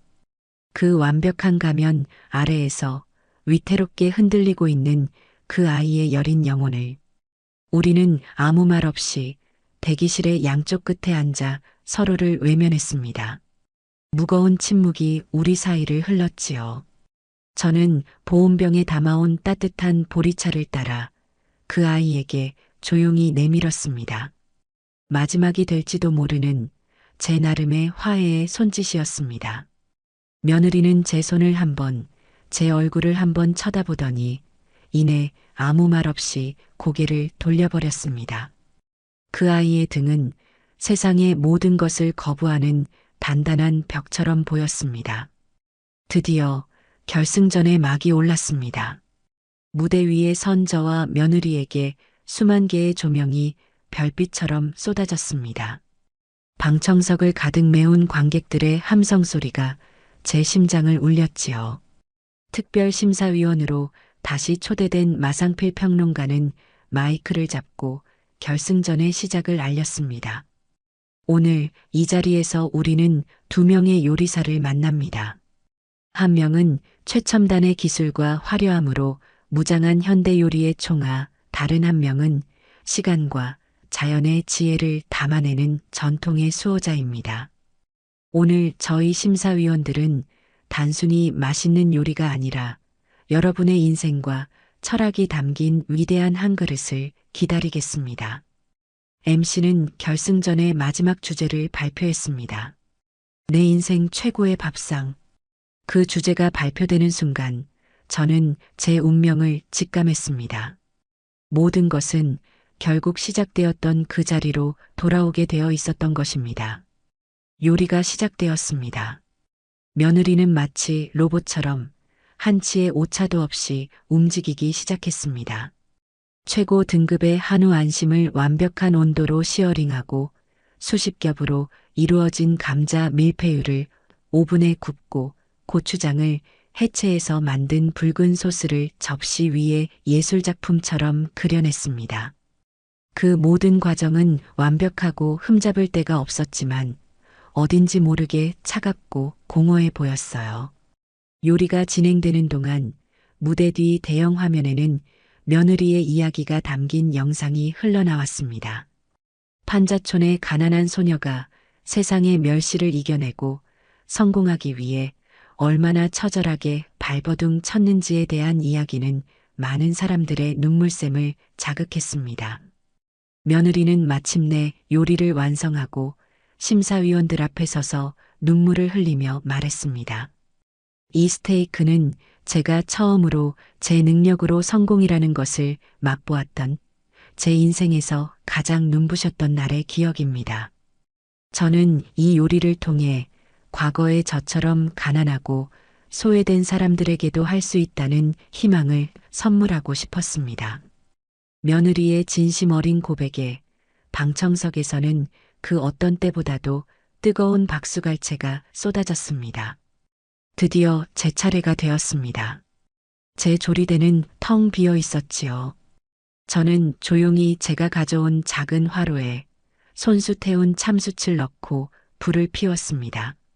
하얀 연기가 피어오르며 스튜디오에는 은은한 숯향이 퍼져나갔습니다. 저는 그 위에 낡은 석쇠를 올려놓고 온전히 제 손의 감각에만 의지해 불의 온도를 조절했습니다. 스튜디오의 모든 사람들은 숨을 죽인 채 이 기이한 광경을 지켜보고 있었지요. 마침내 제가 보자기에 쌓은 꾸덕하게 마른 생선 한 마리를 석쇠 위에 올렸습니다. 치익하는 소리와 함께 구수하고 짭조름한 생선 냄새가 숯향과 어우러져 스튜디오를 가득 채웠습니다. 저는 생선이 익어가는 것을 지켜보며 마이크를 잡고 아주 조용히 제 마지막 이야기를 시작했습니다. 제게도 인생 최악의 밥상이 있었습니다. 늙은 어미가 자식을 보겠다고 5시간을 달려간 그날, 저를 위해 차려진 밥상에는 먹다 남은 차갑고 비린 생선 한 토막이 전부였지요. 저는 그날 세상에서 가장 아픈 맛을 보았습니다. 그것은 단순히 맛없는 음식이 아니었어요. 그것은 무시와 모멸, 그리고 한 인간의 정성에 대한 철저한 짓밟음이었습니다. 저는 그 밥상 앞에서 제가 평생을 바쳐 지켜온 모든 것들이 부정당하는 기분을 느꼈습니다. 제 목소리는 떨리지 않았습니다. 저는 그저 아득한 과거의 어느 날을 회상하듯 담담하게 말을 이어갔습니다. 저는 오늘 그날의 기억을 이곳에서 다시 소환합니다. 하지만 제 마음속에는 더 이상 분노나 원망은 남아있지 않습니다. 오히려 그 최악의 밥상을 차려준 이에게 감사하는 마음뿐입니다. 그 지독한 경험은 역설적이게도 제게 최고의 밥상이란 무엇인가에 대한 가장 근원적인 질문을 던져주었기 때문입니다. 최고의 밥상이란 세상에서 가장 비싼 재료나 남들이 흉내낼 수 없는 현란한 기술로 만드는 것이 아니었습니다. 최고의 밥상은 바로 마음으로 차리는 것이었습니다. 밥을 짓는 사람의 따뜻한 마음, 그리고 그 밥을 먹는 사람을 존중하는 마음. 그 마음과 마음이 만날 때 비로소 한 그릇의 밥은 이 세상 그 어떤 진수성찬보다도 위대한 음식이 되는 것이지요. 저는 가장 완벽하게 구워진 생선을 접시에 담고 갓 지어 김이 모락모락 나는 흰쌀밥 한 공기와 제가 직접 담근 잘 익은 김치 몇 조각을 곁들여 심사위원들 앞에 내놓았습니다. 그리고 마지막으로 무대 저편에 서 있는 며느리를 처음으로 똑바로 쳐다보며 말했습니다. 저는 이 생선 한 토막에 그날 제가 받지 못했던 따뜻한 마음과 존중, 그리고 그럼에도 불구하고 당신을 기꺼이 다시 품고 싶다는 용서를 담아 구었습니다. 제 인생 최고의 밥상은 그 어떤 화려한 순간이 아니라 바로 오늘 이 자리에서 한때는 죽도록 미워했던 사람마저도 기꺼이 따뜻하게 먹이고 싶다는 제 마음을 깨닫게 된 바로 밥상입니다. 제 말이 끝나자 스튜디오는 깊은 침묵에 휩싸였습니다. 심사위원들은 아무 말 없이 제 음식을 경건하게 맛보았고 며느리는 더 이상 고개를 숙이지 않았습니다. 그저 텅 빈 눈으로 저를 그리고 제가 차려낸 밥상을 멍하니 바라보고 있었지요. 마상필 평론가는 젓가락을 내려놓고 눈시울이 붉어진 채로 말했습니다. 저는 오늘 한 그릇의 요리가 아니라 한 편의 위대한 서사시를 보았습니다. 이것은 음식이 아니라 구원입니다. 이보다 더 완벽한 최고의 밥상은 제 인생에 다시는 없을 겁니다. 결과는 이미 모두가 알고 있었습니다. MC가 제 이름을 최종 우승자로 외쳤을 때 하늘에서 수만 개의 꽃가루가 쏟아져 내렸습니다. 제 눈에서는 뜨거운 눈물이 뺨을 타고 흘러내렸습니다. 그것은 승리의 기쁨도 복수의 희열도 아니었습니다. 길고 길었던 제 아픈 상처가 드디어 오늘 이 자리에서 따뜻한 한 끼의 밥으로 다시 태어났다는 안도감의 눈물이었습니다. 우승이 확정되는 순간 제 주변의 세상은 온통 하얀빛과 우레와 같은 함성으로 가득 찼습니다. 천장에서 쏟아져 내리는 꽃가루는 마치 한겨울의 폭설 같았고 귀가 먹먹할 정도로 터져나오는 음악 소리와 사람들의 함성은 현실감을 잃게 만들었지요. 눈앞에서는 수십 개의 카메라 플래시가 쉴 새 없이 터져나와 저는 잠시 눈을 뜰 수조차 없었습니다. 그 혼돈의 한가운데에서 저는 마치 홀로 멈춰버린 섬처럼 우두커니 서 있었습니다. 바로 그때였습니다. 익숙한 그림자가 인파를 헤치고 제게로 달려와 와락 저를 껴안았습니다. 아들 현수였습니다. 녀석은 제 어깨에 얼굴을 묻은 채 어린아이가 서러움에 북받쳐 울듯 엉엉 소리 내어 울었습니다. 엄마 미안해. 내가 너무 한심했어. 그리고 고마워. 정말 고마워. 엄마 녀석의 뜨거운 눈물이 제 어깨를 적셨습니다. 저는 그런 아들의 등을 말없이 아주 오랫동안 토닥여 주었지요. 우리가 이룬 이 소란스러운 승리 뒤에 우리가 치러야 했던 아픈 대가들이 주마등처럼 스쳐 지나갔습니다. 그 찰나의 순간 제 눈에 무대 반대편의 광경이 들어왔습니다. 환호하는 사람들과 축하를 건네는 스태프들 사이를 한 사람이 유령처럼 조용히 빠져나가고 있었습니다. 며느리 최소영이었습니다. 그 아이는 단 한 번도 뒤를 돌아보지 않았습니다.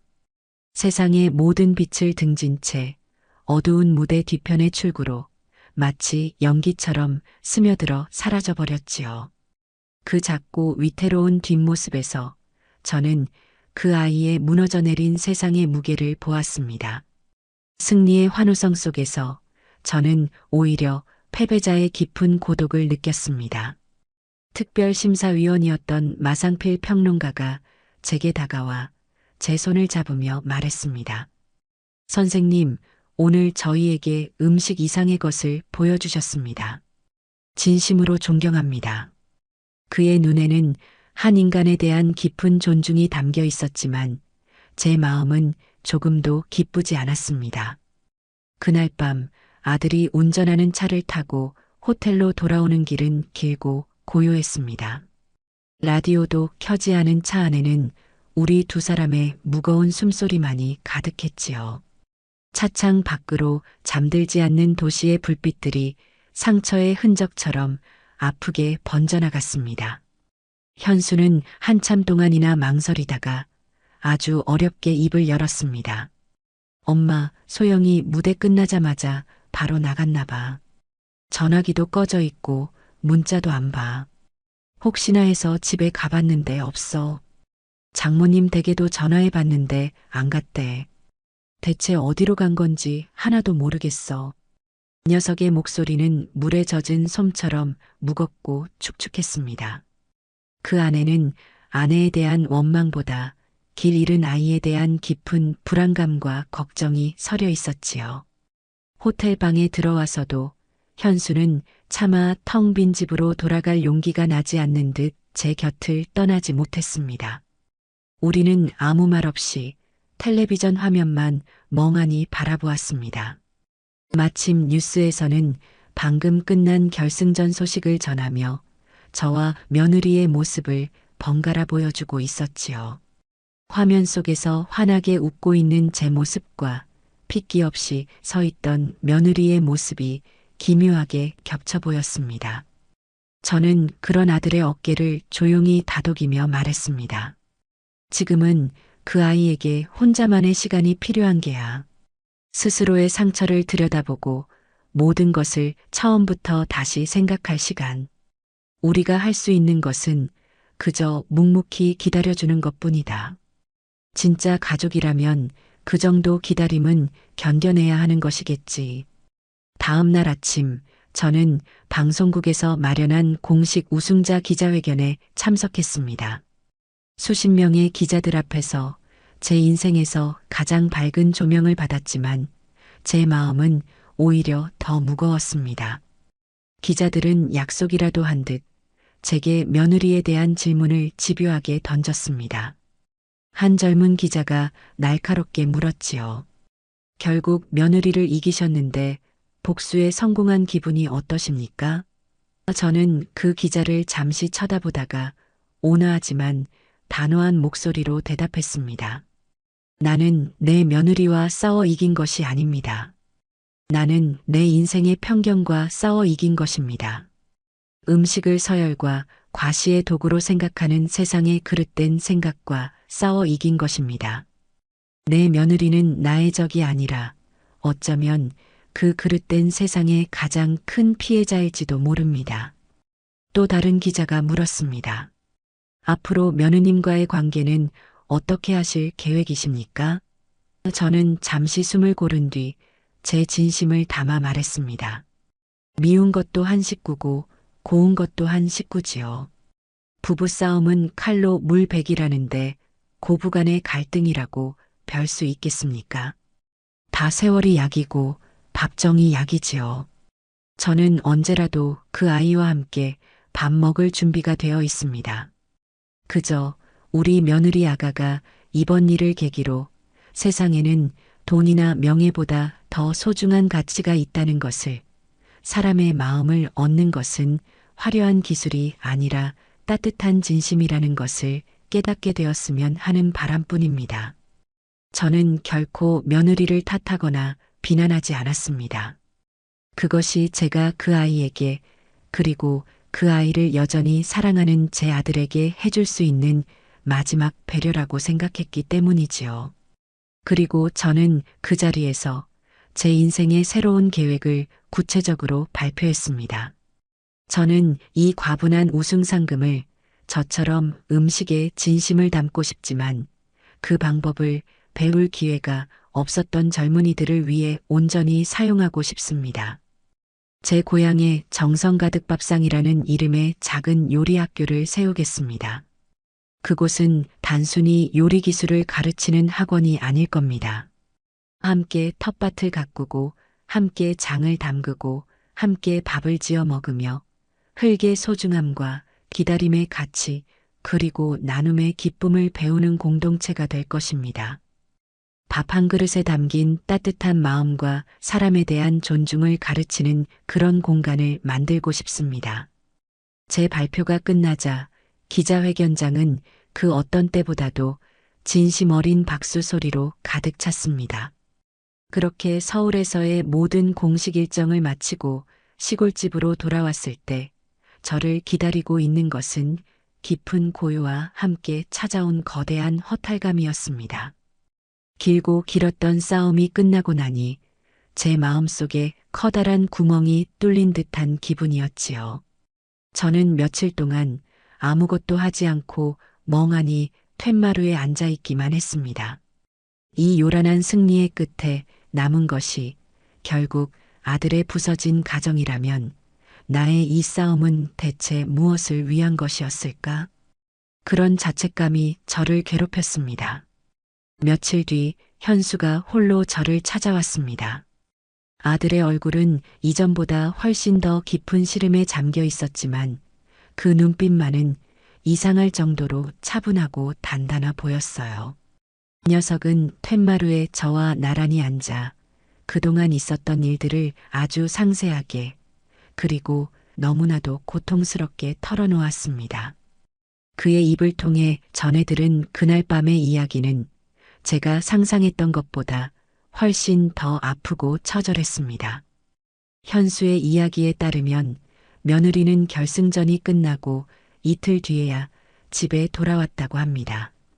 마치 영혼이 빠져나간 사람처럼 텅 빈 눈으로 현수가 어디 있었냐고 얼마나 걱정했는지 아냐고 소리쳐도 아무런 대답 없이 자신의 방으로 들어가 문을 걸어 잠갔다고 해요. 그렇게 며칠 동안 며느리는 방 안에서 나오지 않고 먹지도 자지도 않고 멍하니 허공만 바라보았다고 합니다. 현수는 그런 아내의 방문 앞에서 어찌할 바를 모르고 발만 동동 구를 뿐이었지요. 그러던 어느 날 밤 며느리가 처음으로 방문을 열고 나와 현수를 식탁에 앉혔다고 합니다. 그리고는 자신의 모든 것을 남김없이 쏟아냈다고 해요. 자신이 왜 그렇게 성공에 집착했는지, 왜 그렇게 화려한 것들로 자신을 갑옷처럼 둘러야만 했는지, 지독히도 가난했던 어린 시절, 늘 무시당하고 소외당했던 깊은 상처가 그 아이를 평생 동안 너는 부족해, 너는 증명해야 해라고 채찍질해왔던 것이었지요. 며느리는 복물 터진 듯 울면서 고백했다고 합니다. 나는 그냥 사랑받고 싶었어. 더 이상 무시당하는 내가 아니라 모두가 우러러보는 내가 되어서 당신에게도 세상에게도 사랑받고 싶었어. 그런데 나는 전부 틀렸어. 내가 평생을 바쳐 쌓아 올린 그 모든 것이 당신 어머니의 그 따뜻한 밥 한 그릇 앞에서 먼지처럼 아무것도 아닌 것이 되어버렸어. 나 이제 어떻게 살아야 할지, 무엇을 믿고 살아야 할지 정말 하나도 모르겠어. 그 처절한 고백 앞에서 현수는 처음으로 가장으로서의 무게를 짊어지기로 결심했다고 합니다. 녀석은 우는 아내를 가만히 안아주며 아주 단호하게 그리고 세상에서 가장 슬픈 목소리로 말했다고 해요. 소영아, 당신 말이 맞아. 당신은 틀렸어. 하지만 그건 당신이 부족하거나 능력이 없어서가 아니야. 당신은 단 한 번도 자기 자신을 온전히 사랑해 준 적이 없었어. 항상 다른 사람의 시선이라는 감옥 속에서 상처받은 어린아이를 채찍질하면서 자신을 증명하기 위해서만 살아왔잖아. 당신이 엄마에게 한 짓, 그리고 그 지독한 경쟁 속에서 당신 자신에게 한 짓, 그 모든 것이 결국은 자기 자신을 아끼지 않았기 때문에 벌어진 일이야. 나는 더 이상 당신과 엄마 사이에서 비겁하게 숨지 않을 거야. 나는 이제 당신의 남편으로서 당신을 지켜주고 싶어. 그러기 위해서 우리 잠시 떨어져서 각자의 시간을 갖자.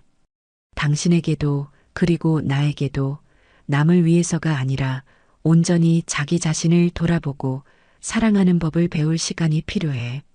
나는 여기서 당신을 기다릴게. 당신이 진짜 당신의 모습으로 돌아올 때까지.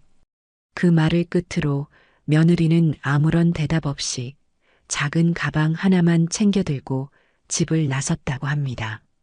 어디로 가는지, 언제 돌아올 것인지 아무런 약속도 없이 현수는 그 텅 빈 집을 홀로 지키며 아내가 떠난 자리를 매일 쓸고 닦으며 그렇게 자신의 방식으로 아내를 기다리고 있었습니다.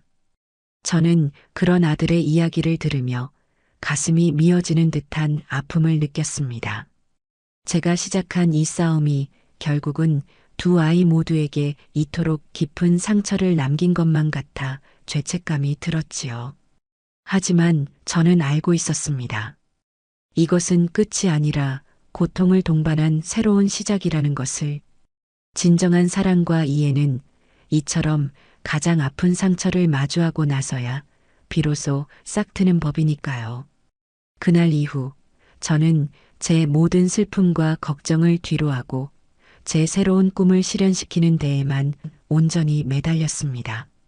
동네 사람들과 힘을 합쳐 마을 어귀에 버려져 있던 잡초가 무성하고 기둥이 썩어가던 낡은 한옥을 고치기 시작했지요. 페인트 칠을 하고 썩은 석가래를 갈고 마당의 잡초를 뽑아내고 그 자리에 작은 텃밭을 일구었습니다. 그리고 그곳에 제 서툰 글씨체로 정성 가득 밥상이라는 이름의 간판을 내걸었지요. 그렇게 폐허 속에서 저의 새로운 인생이, 그리고 우리 가족의 새로운 이야기가 아주 조용하고 느리게 다시 시작되고 있었습니다. 시간은 덧없이 흘러 시골 들녘이 황금빛으로 물드는 가을이 2번이나 지나갔습니다.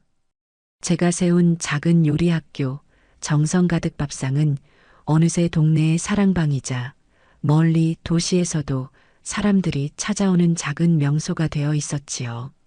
낡은 한옥을 고쳐 만든 학교는 언제나 구수한 밥 냄새와 아이들의 웃음소리로 가득했습니다.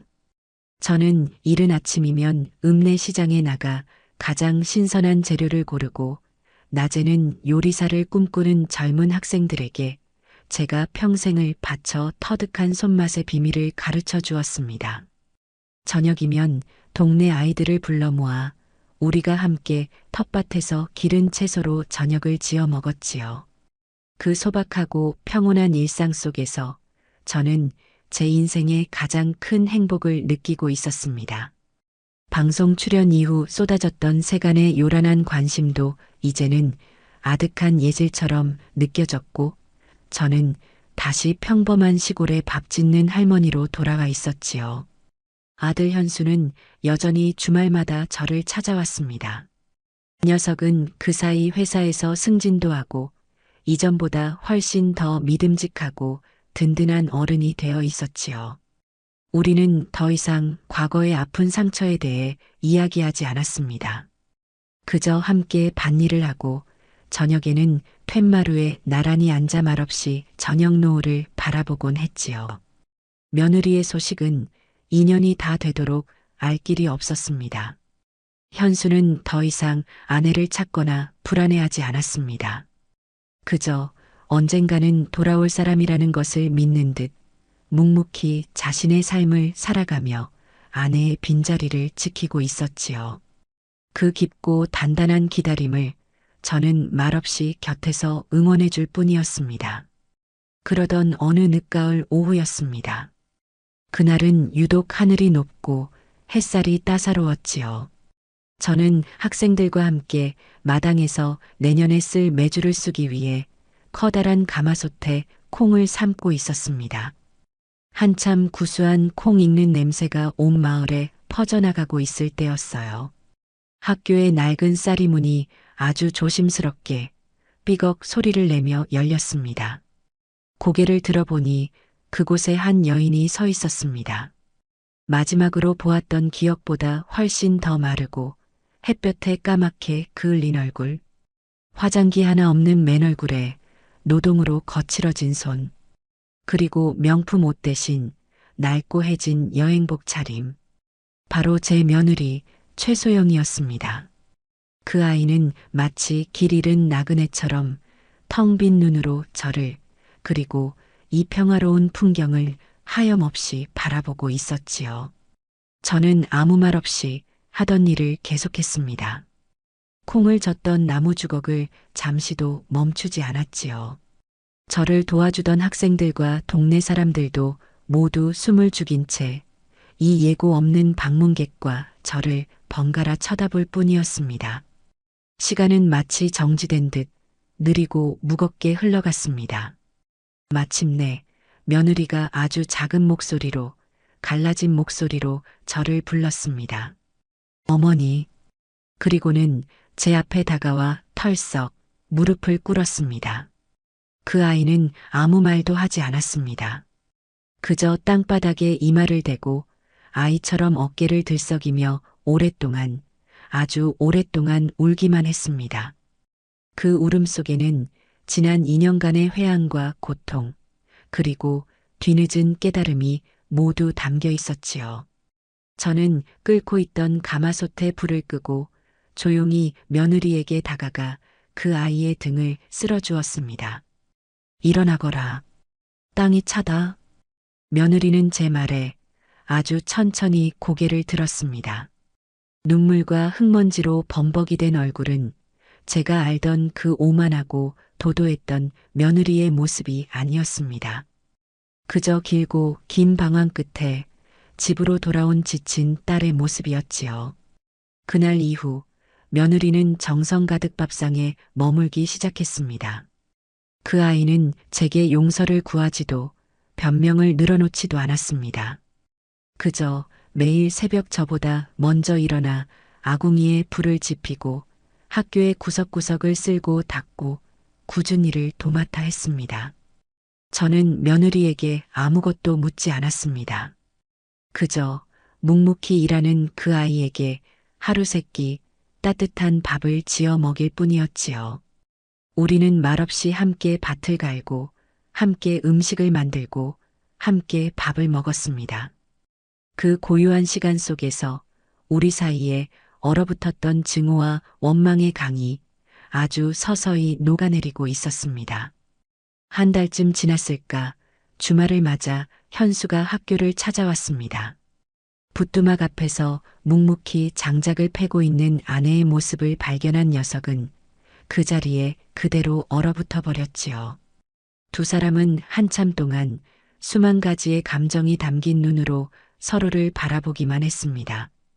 그날 저녁 우리 세 사람은 2년 만에 처음으로 한밥상에 둘러앉았습니다. 며느리가 불을 지펴 지은 밥과 현수가 읍내에서 사온 막걸리, 그리고 제가 끓인 구수한 청국장. 그것만으로도 세상 가장 완벽한 밥상이었습니다. 한참을 말없이 밥만 먹던 며느리가 조용히 자신의 이야기를 시작했습니다. 집을 나간 뒤 전국 팔도를 떠돌며 이름 없는 시골의 작은 식당들을 찾아다녔다고 합니다. 그곳에서 설거지를 하고 허드렛 일을 도우며 돈 한 푼 받지 않고 어깨너머로 요리를 배웠다고 해요. 그곳의 이름 없는 할머니 요리사들은 모두 저처럼 자신의 인생을 음식에 담아내고 있었다고 합니다. 며느리는 그분들의 주름진 손과 그 손끝에서 피어나는 기적 같은 맛을 보며 비로소 자신이 얼마나 어리석고 오만했는지를 깨달았다고 했습니다. 그리고 그 길의 끝에서 자신이 돌아와야 할 곳은 결국 이곳 정성 가득 밥상이었다는 것을 알게 되었다고 했지요. 며느리의 고백을 듣고 있던 현수가 며느리의 거칠어진 손을 조용히 잡아주었습니다. 고생 많았다. 돌아와줘서 고맙다. 나도 미안했다. 너를 그렇게 혼자 아프게 만들어서 내가 앞으로 더 좋은 남편이, 더 좋은 사람이 될게. 저는 그 모습을 그저 말없이 지켜보았습니다. 밥상 위로 따뜻한 등잔불빛이 우리 세 사람을 환하게 비추고 있었지요. 며칠 뒤 며느리는 제게 생선 굽는 법을 처음부터 다시 배우고 싶다고 했습니다. 저는 그 아이를 데리고 부엌에 서서 생선에 칼집을 내는 법부터 소금을 뿌리는 법, 그리고 가장 맛있는 순간에 뒤집는 법까지 아주 처음부터 차근차근 가르쳐 주었습니다. 제 옆에서 서툰 솜씨지만 진심을 다해 생선을 굽는 며느리의 얼굴은 그 어느 때보다도 진지하고 아름다워 보였습니다.